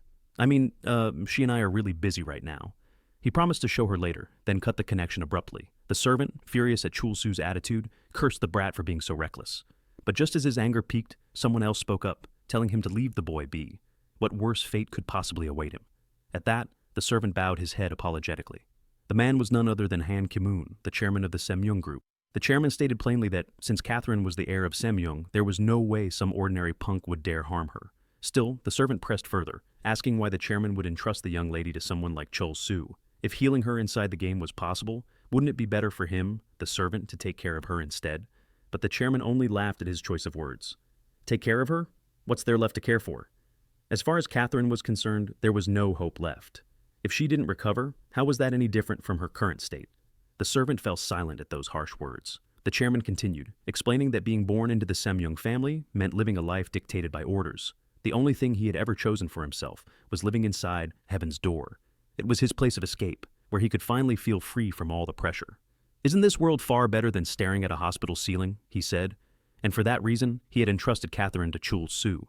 Back to Chul Soo. He was completely exhausted from searching for Catherine. What kind of insane game simulated running out of breath? And how was he supposed to find someone in such a massive city? As he racked his brain for a solution, he remembered the goblin points he had earned from the previous boss raid. There might be a skill worth purchasing. Browsing through the skill store, he frowned. What kind of ridiculous skill was this? One that made the summoner sacrifice their own HP to heal their goblin, especially when his goblin had never even taken damage. He immediately dismissed that option. Then he spotted another skill. This one seemed useful. It allowed him to throw his goblin in any chosen direction. Without hesitation, Chul Soo purchased the skill. Summoning his goblin, he gripped it tightly and prepared to use goblin throwing. With a powerful toss, the goblin was hurled high into the sky. Soaring above the city, the goblin scanned the streets below. From the air, it called out to Chul Soo, pointing out that their target was in one of the alleys. Hearing that, Chul Soo's face lit up with joy. He had finally found Catherine. His expression twisted with excitement as he declared, "Now, I'll come get you. From now on, we'll always be together." But when he reached Catherine, he was shocked to see two players attempting to abduct her. One of them turned to her and asked, "Is this ugly guy the one bothering you?" "Don't worry, we'll teach him a lesson." Being insulted like that enraged Chul Soo. He was no troublemaker. It was obvious that they were the kidnappers. He snapped back and demanding to know who the hell they thought they were. The players introduced themselves proudly as two handsome heroes who loved saving damsels in distress. And with that, they immediately attacked Chul Soo. But Chul Soo only sneered. In the blink of an eye, both men collapsed. The goblin had effortlessly slaughtered them. As their bodies hit the ground, Chul Soo burst into mocking laughter. "So this is what you get, you arrogant fools," he jeered. He couldn't help but wonder, what must it feel like to be humiliated and crushed by an ugly guy like him? The thought delighted him, and he laughed even harder. With the two kidnappers defeated, Chul Soo finally had Catherine back in his grasp. After Chul Soo defeated the two thugs, a guard immediately pointed his spear at him, believing that Chul Soo was the criminal. After all, there were two dead men lying on the ground and a woman tied up with ropes, clear evidence in the guard's eyes. Naturally, the guard thought Chul Soo needed to be thrown into prison right away.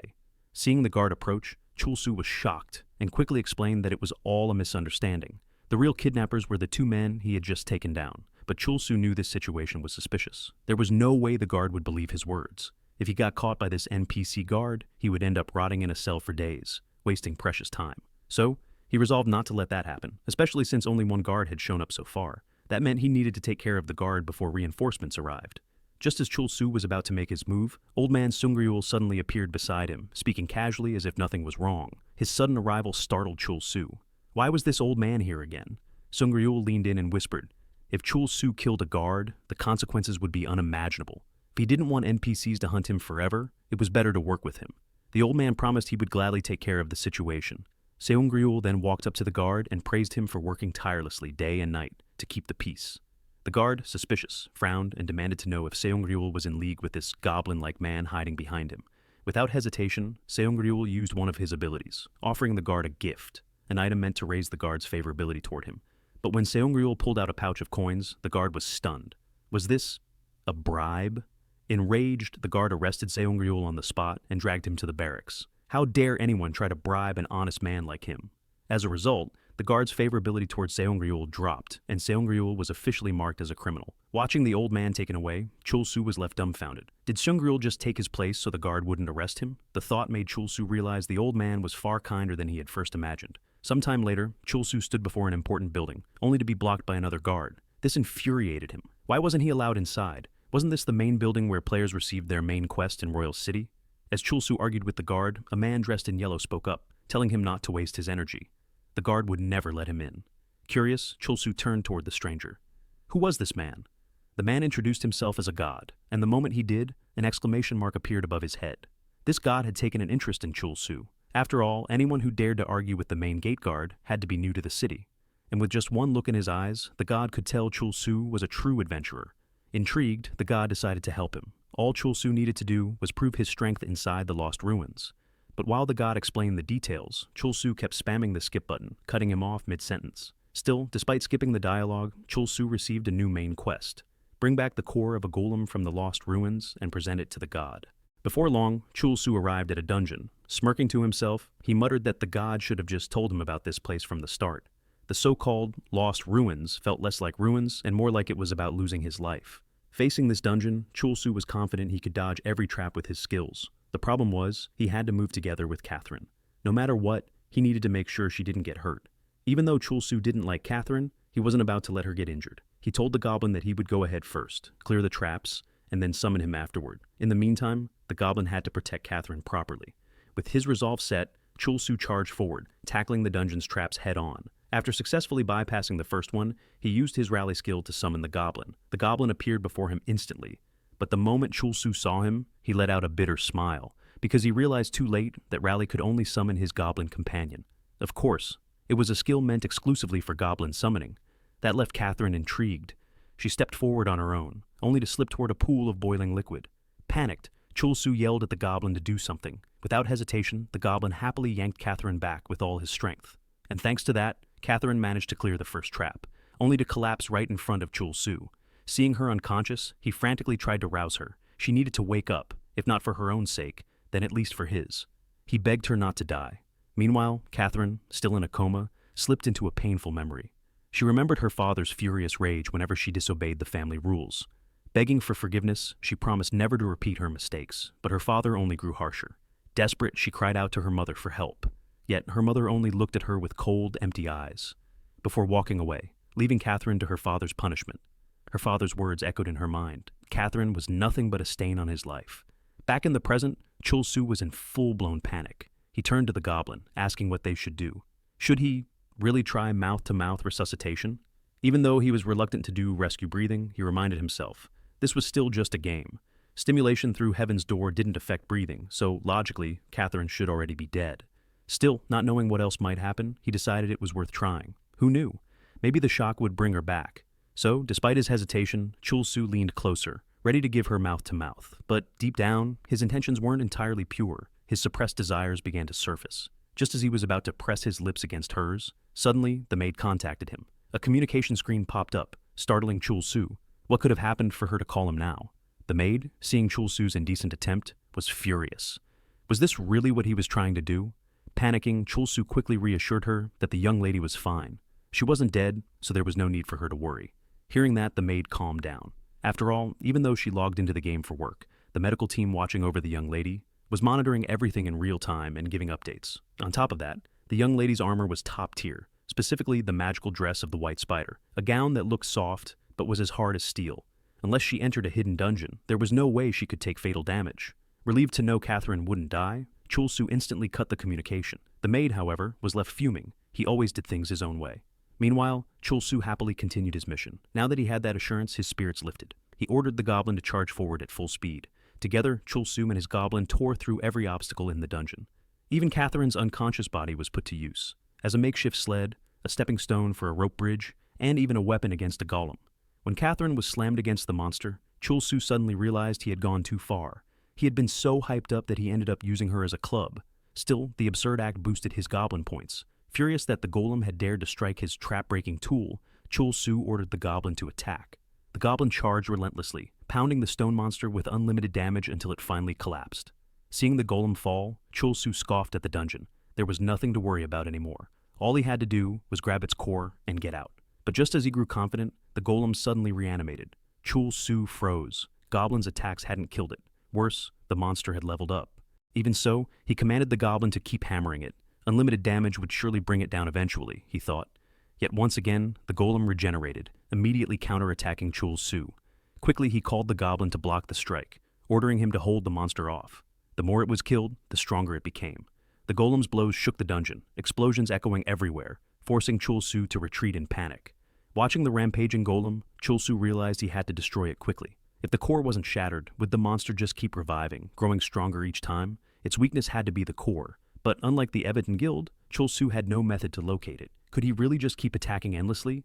And if the golem's level kept climbing, what if it reached the hundreds? What if it even surpassed his goblin? With that thought, he chose to flee. At the same time, the golem raised its massive arm and swung it down at Catherine. Still lost in her unconscious state, Catherine relieved her deepest trauma. Terrified, she screamed at the top of her lungs as the deadly strike came crashing toward her. The blow detonated in a deafening explosion. Chul Soo, watching helplessly, was overwhelmed with worry for Catherine. He tried to reassure himself that Catherine would be fine. Even if the golem was a high-level monster, it shouldn't affect her too much. But seeing what the golem was actually doing, Chul Soo was completely shocked. Meanwhile, the goblin mimicked Chul Soo's panicked expressions with cheerful excitement, as if making fun of him. Then suddenly, Catherine's voice came from behind. She asked what on earth was going on. Hearing her, Chul Soo froze. Had Catherine regained consciousness? She had survived by using her escape skill, avoiding the damage entirely. But Catherine, still shaken, demanded to know how she ended up here and what Chul Soo had been doing while she was unconscious. She had almost been killed by the golem's attack. Overwhelmed by her barrage of questions, Chul Soo could only panic in silence. Had Catherine fully regained her awareness? Did she remember everything he had done to her while she was out cold? As his mind spun, another thought struck him. In the end, Catherine was alive and conscious again. Wasn't that what mattered? Shouldn't she be thanking him instead? Especially since the one he saved was none other than the heir of the powerful Semyoung group. With that, Chul Soo grinned happily. He was sure he'd be richly rewarded. Putting on his most courteous face, he explained to Catherine that she had been attacked by a monster in a hidden dungeon and had fallen into a coma. With the chairman's approval, he had been assigned to protect her until she woke up. But before he could finish his story, the golem landed a heavy blow, sending Chul Soo flying across the dungeon. Wincing from the pain, he grew irritated at Catherine. Why hadn't she warned him of the attack? Yet when he looked her way, she was already running, desperately fleeing for her life. Chul Soo frowned. What was wrong with this woman? Catherine, meanwhile, was utterly terrified. The trauma of facing the monstrous golem mixed with her long-standing fear of her cruel father. More than anything, she couldn't let her father find out she was playing Heaven's Door. If he discovered it, he might very well kill her. That fear carried into reality. Still hospitalized, Catherine suddenly screamed violently, jolting the maid who was by her side. Overjoyed, the maid realized the young lady had regained consciousness. But the doctors quickly explained. Even though she had woken up, something had clearly happened in the game. She was deeply shaken and terrified. Hearing this, the maid clenched her fists in anger. That bastard Chul Soo must have done something terrible to her inside the game. The doctors asked the maid if they could forcibly disconnect the young lady now. With her consciousness back, they couldn't afford to waste the chance. But the maid shook her head. Forcibly severing the connection while someone was still active inside the game was far too dangerous. If the dungeon raid was still ongoing, it would be impossible to extract her safely. The only option left was for the maid to check on things directly. Back inside the game, the golem launched a ranged attack straight at Catherine. Seeing the attack closing in, she panicked, but at the last second, the goblin stepped in and destroyed it. Chul Soo snapped at her, asking what she thought she was doing. With her speed, there was no way she could outrun that monster. Yet before he could say more, Catherine suddenly collapsed, mumbling about her fear over and over again. Watching her, Chul Soo frowned. Something was clearly wrong, but no matter what, things weren't working out, and the situation was only getting more troublesome. With Catherine's mental state breaking down, Chul Soo decided the best option was to knock her unconscious with a hit from the goblin. Just as the goblin raised his hand to strike, Catherine suddenly pleaded for help. She begged Chul Soo to save her. She didn't know what kind of connection he had with her father's company, but she promised she would pay him, even more than her father had offered, if only he would protect her. Chul Soo blinked in confusion. What was she even talking about? Wasn't he already saving her by trying to get them both out of the dungeon safely? He told her not to worry, but Catherine, trembling in terror, cried out that she didn't care how. It didn't matter if Chul Soo dragged her away or slaughtered every monster in their path. She just wanted to escape. That cursed Semyung group had left her so traumatized that she couldn't bear it anymore. Her fear consumed her, and she fell into panic again. At that moment, the maid suddenly contacted Chul Soo. Furious, she shouted that if he didn't show her the young lady immediately, she would hunt him down and kill him herself. Reluctantly, Chul Soo ordered the goblin to stand down. Forget the earlier command. It was better to stall by keeping the golem occupied for now. Once the goblin left, Chul Soo turned back to the maid. She seemed even more aggressive than before. "What do you think I'm going to do, eater?" he snapped. "How can we maintain this partnership if you can't trust me?" To calm her, he revealed Catherine on the screen, grinning widely as he asked if that smile of his was enough to ease her nerves. He told her not to worry and to stay calm. The maid stared at her young lady, puzzled. Catherine didn't look terrified at all. Was she just seizing up? Without a clear answer, the maid finally sighed, admitting that she might have misunderstood. But since Catherine's condition wasn't stable, she told Chul Soo his responsibility for the young lady had ended. He should bring her back right away. Chul Soo scowled. How could she suddenly end their deal just like that? But before he could protest further, the communication was cut off. Left alone, Chul Soo muttered bitterly that their agreement couldn't just be canceled like that. Then he turned to Catherine, asking if she heard everything clearly. She needed to keep her promise and pay him. But Catherine, though saved, admitted she had lied. Infuriated, Chul Soo snapped back, saying she must have misunderstood something. He desperately needed money, and if she didn't pay, he would report to Semyung Group that she had regained consciousness and demand compensation in return. Trembling, Catherine quickly offered another solution. She could give him her equipment instead. She pleaded with him to keep her secret safe, because all of her gear was top tier and extremely valuable. Hearing Catherine's words, Chul Soo grew annoyed. Was she joking? How valuable could her equipment really be? At best, he figured it might be worth $1 million, but when Catherine insisted it was worth $100 million, Chul Soo's eyes lit up. Excited, he immediately summoned the goblin. Now was the perfect time to get to work. However, as he glanced at the battlefield, he froze. The golem had transformed, sprouting additional arms. Now it had 4. But hadn't he ordered the goblin to stall for time? Before he could even scold his companion, the golem swung a massive fist his way, forcing Chul Soo to run in a panic. How could he possibly take on a level 170 monster? If even a single strike landed, it would mean instant death. But just as the golem's attack came down, it suddenly froze in place. Catherine had cast Icicle Blast, stopping the monster in its tracks.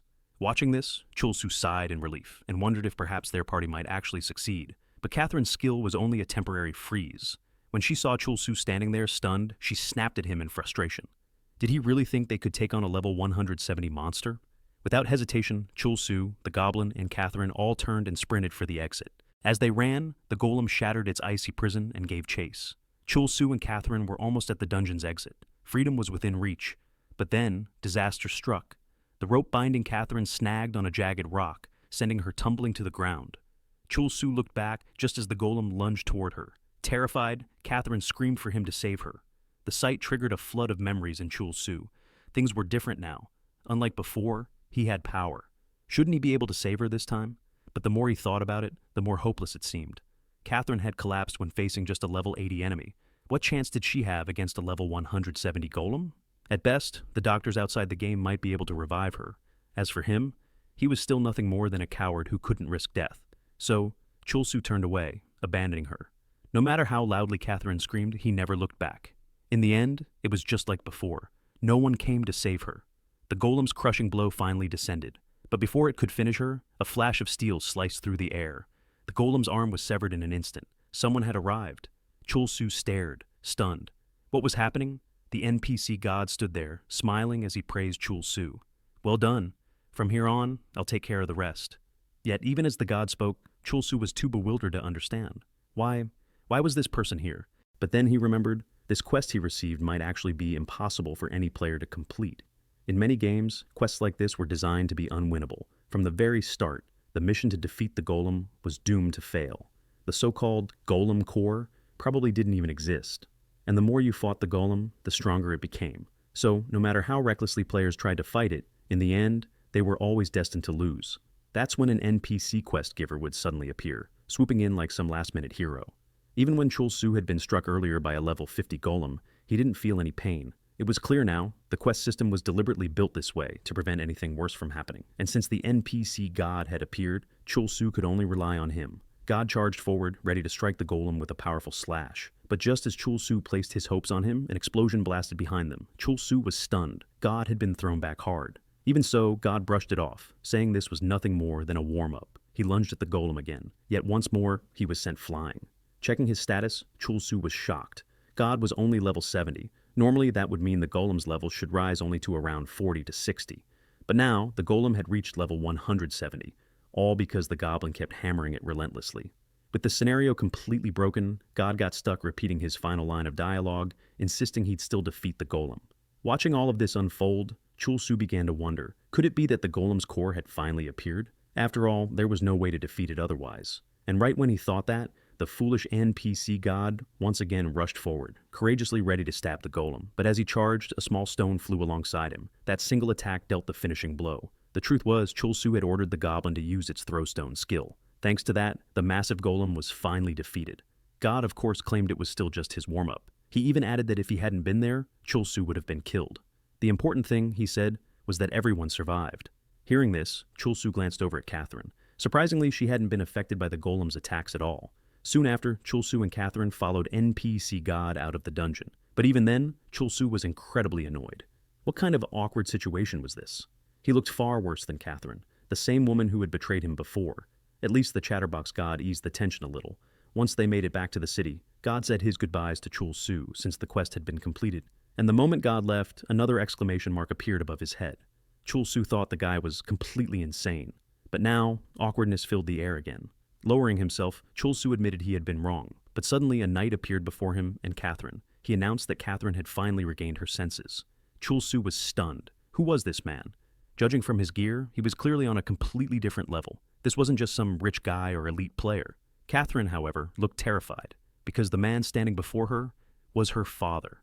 Han Kamoon explained that he had known Catherine was conscious since the moment she began convulsing. He had worried about her day and night, believing she would change as she grew older, but clearly she was still playing around like this. Even so, Han Kamoon thanked Chul Soo for taking care of her. Thanks to him, Catherine had awakened. His wish had come true. As repayment, he promised Chul Soo a proper reward. Then he ordered Catherine to return home immediately. From what had just happened, Chul Soo tried to hold back his frustration. If Catherine was going to leave, the least she could do was vent her anger about being abandoned in the dungeon earlier, rather than wearing that expression of someone resigned to death. Why was she just staying silent, not even saying, "Please save me," like before?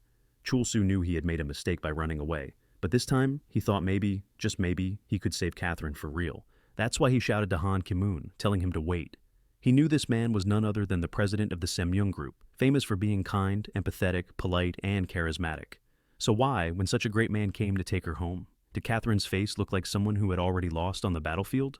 Chul Soo couldn't just stand there. He wanted to order Catherine to run away from her father. But the truth was, everything he did was nothing more than an illusion. Because even if in his heart he wanted to save her, on what grounds could he muster that courage? He was nothing more than a liar who broke promises easily, a coward beyond compare. So, How could someone like him even dream of being a hero? For that thought alone, Chul Soo cursed himself. He realized that the title of Eternal Goblin suited him perfectly. And so, Catherine was taken away by her father. At the same time, nearby players began to notice Han Ki-moon. Wasn't he one of the 3 people who had cleared the Dark Great Library? Crowds quickly gathered around him, wanting photos. Some even asked about the beautiful woman at his side. Han Ki-moon replied that they had just happened to meet and formed a temporary party together. He introduced Catherine as one of his party members. But beyond that public image, he reminded Catherine that if people discovered she was truly his daughter, she should already know what kind of reaction would follow. That's why Han Ki-moon told her to remain silent. And as news of his presence spread, more and more players kept approaching him.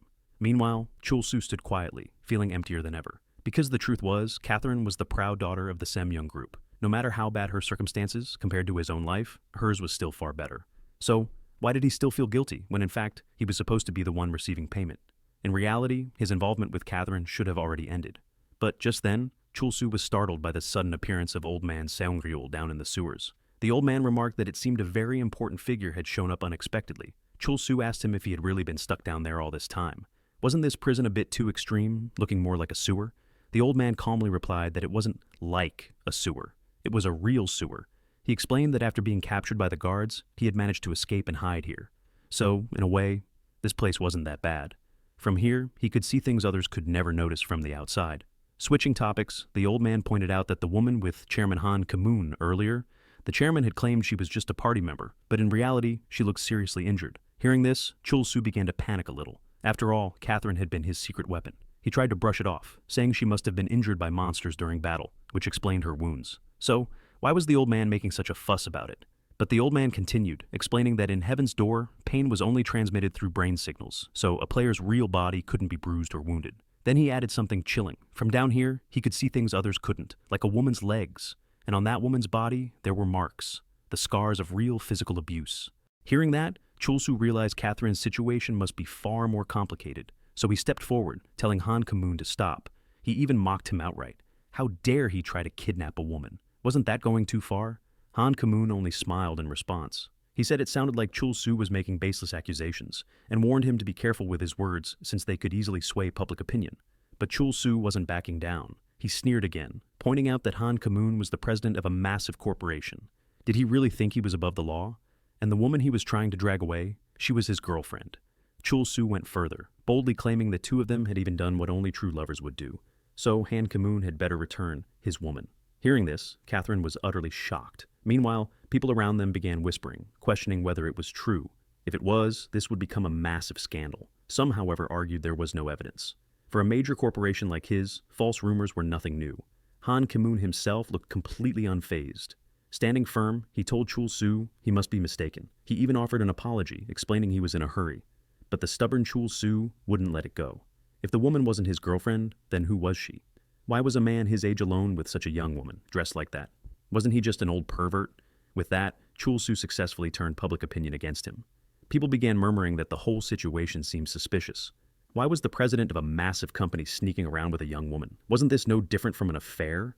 Still, Han Ki-moon ignored the accusations, saying he didn't need to waste time on nonsense. He prepared to leave. But suddenly, a well-dressed man stepped forward to intervene in the drama. He introduced himself as Patrick Seung-ryul, the trusted head butler of the Semyoung group. He said he was overjoyed to hear that Lady Catherine, the future successor of the Semyoung group, had regained consciousness. That was why he had rushed there as fast as he could to bring her back. With utmost respect, Seung-ryul shook Catherine's hand, welcoming her back as the future of the Semyoung group. Catherine stood frozen, overwhelmed by the unexpected turn of events. She didn't know what was really happening or how she was supposed to respond. The crowd was stunned once more. If this woman was truly Catherine, then she was the daughter of Chairman Han Ki-moon himself. That was explosive news. As the heiress of a corporate empire, how could someone like her behave this way? Even though Han Ki-moon had just claimed she was only a temporary party member, Han Ki-moon's reputation was in shambles. With public opinion now on his side, Chul Soo pressed further. He told Han Ki-moon to admit the truth. If he confessed that he had failed as a father, even if chaos erupted, the backlash could still be managed. If Han Ki-moon did that, Chul Soo could even help, claiming he had simply mistaken her identity and that she had no connection to him. But behind that offer, Chul Soo also planned to expose the truth, that Han Ki-moon had physically abused his own daughter. Hearing this, Han Ki-moon finally lost his composure. How dare this worthless lowly dog, this foolish commoner, challenge the president of a powerful conglomerate? Furious, he shouted loudly, warning everyone not to fall for such lies.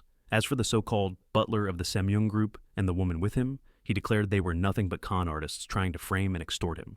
He insisted he would never bend to such threats. He was the very embodiment of the Semyung group itself. Enraged by the insult, he decided to eliminate the three of them and prove that none of them had any connection to him. But before Han Ki-moon could even launch his attack, the so-called late night suddenly struck him with his magic staff. The blow sent Han Ki-moon flying far into the distance. Seeing what just happened, Chul Soo was, of course, delighted. The goblin had done something impressive. But then he was suddenly startled when the goblin began moving toward him. If people realized he was associated with the one who had just struck the president of the Semyung group, he'd be condemned by everyone. So in the end, Chul Soo used his goblin throwing technique to get rid of the goblin. As the goblin was hurled up into the sky, Chul Soo shouted to the crowd, asking who that person was and why they were trying to attack him. Was he insane? Naturally, the people around began to murmur in confusion. What had just happened? Could it really be that a mere knight had defeated the Night King with a single blow? Was that person truly sent flying into the sky? Taking advantage of the commotion, Chul Soo hurried over to Catherine, telling her to wake up and come to her senses. But instead of listening, Catherine suddenly shouted in frustration, refusing to be touched by him. She demanded to know what Chul Soo even meant to her. If he had no intention of saving her, then he should stop pretending to care about her safety. Annoyed, Chul Soo snapped back, telling her not to order him around. Whether he cared or not was entirely up to him. Was Catherine still waiting for some prince on a white horse? She needed to wake up from that fantasy. This wasn't a fairy tale world of princesses. It was a cruel place, filled with trash like him. A world with no empathy for anyone. Even if she didn't realize how cruel her father truly was, at this moment, just this once, the heavens themselves had punished him. So if Catherine didn't take this chance to rise and face the world, the vicious hyenas would only devour her again. After all, wasn't she skilled at betraying others herself? Instead of kneeling and begging, she should unleash her anger and strike her father down as hard as she could, just like a goblin would.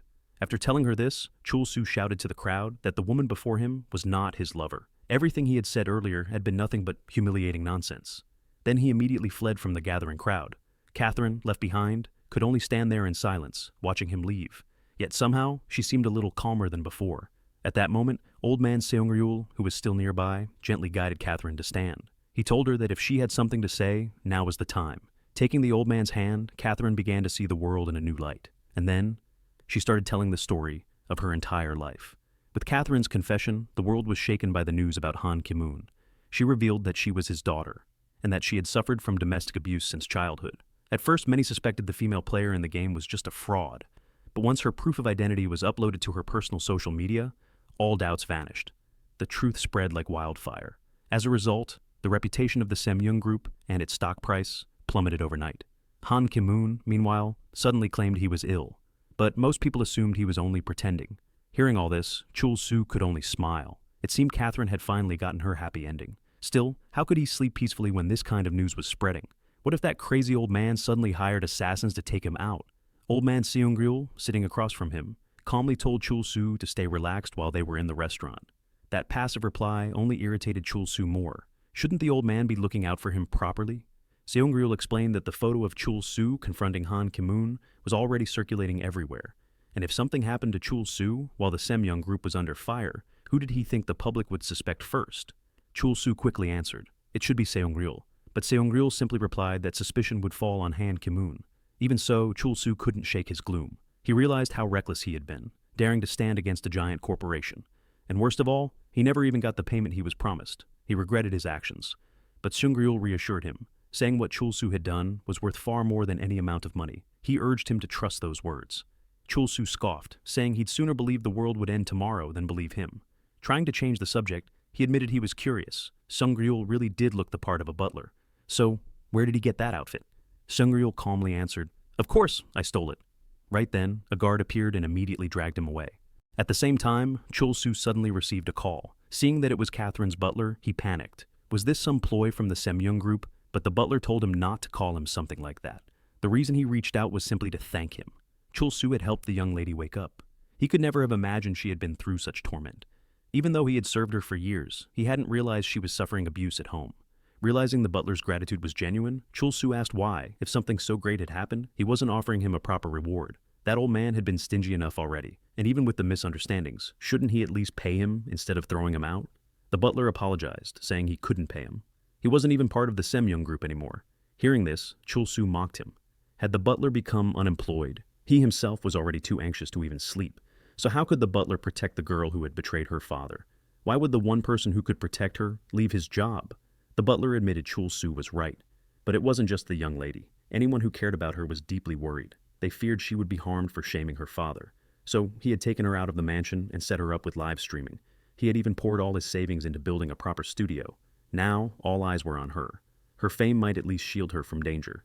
After all, while she was live, no one could touch her. But if she ever stopped streaming without warning, that would mean something had happened. Even though she disliked it, she bravely kept streaming. Watching one of her streams, Chul Soo was stunned. How could a corporate heiress endure all of this until now? Even if her happiness had come late, at least she had finally regained what had been stolen from her. And all of this was thanks to Chul Soo. So, with deep sincerity, the butler expressed his gratitude to him. Hearing such heartfelt gratitude, Chul Soo immediately blushed. To cover up his embarrassment, he told the butler to just act normally, because this behavior felt far too strange. He even added that if the butler was truly thankful, he should at least give him money or something. The butler replied that he had already sent something to Chul Soo's mailbox. It wasn't money, but he was certain Chul Soo would like it. It was a gift prepared personally by the young lady. After saying this, the butler ended the call and turned his attention back to Catherine. He was stunned to see her so absorbed in her live stream, going as far as to do anything her viewers asked. But as he watched, he came to a realization. The young lady was never meant to be just an heiress. She was destined to be a pioneer, someone who would become a tycoon in her own right. Meanwhile, Chul Soo arrived at the mailbox area. When he met NPC Rachel, he asked her to handle an important delivery carefully, since something valuable should have been sent to him. Rachel replied that the item had indeed been stored safely, and she would bring it to him right away. But when Rachel returned, her demeanor suddenly shifted into something cruel. She scolded him, asking how dare Chul Soo order her around, because the item she was holding was cursed. Just touching it would drive someone insane. The gift Catherine had sent was a rare item, Bloodworm Whip, a weapon exclusive to summoners, a whip crafted from the bloody hide of a bloodworm. Though Chul Soo was pleased to receive it, he couldn't help but feel wary. What exactly did cursed mean? Could he end up like Rachel if he used it? Fuming, Chul Soo grew irritated at Catherine for giving him a cursed item in the first place. This video ends here, but the story isn't over yet. Don't forget to like and subscribe so you won't miss the next part.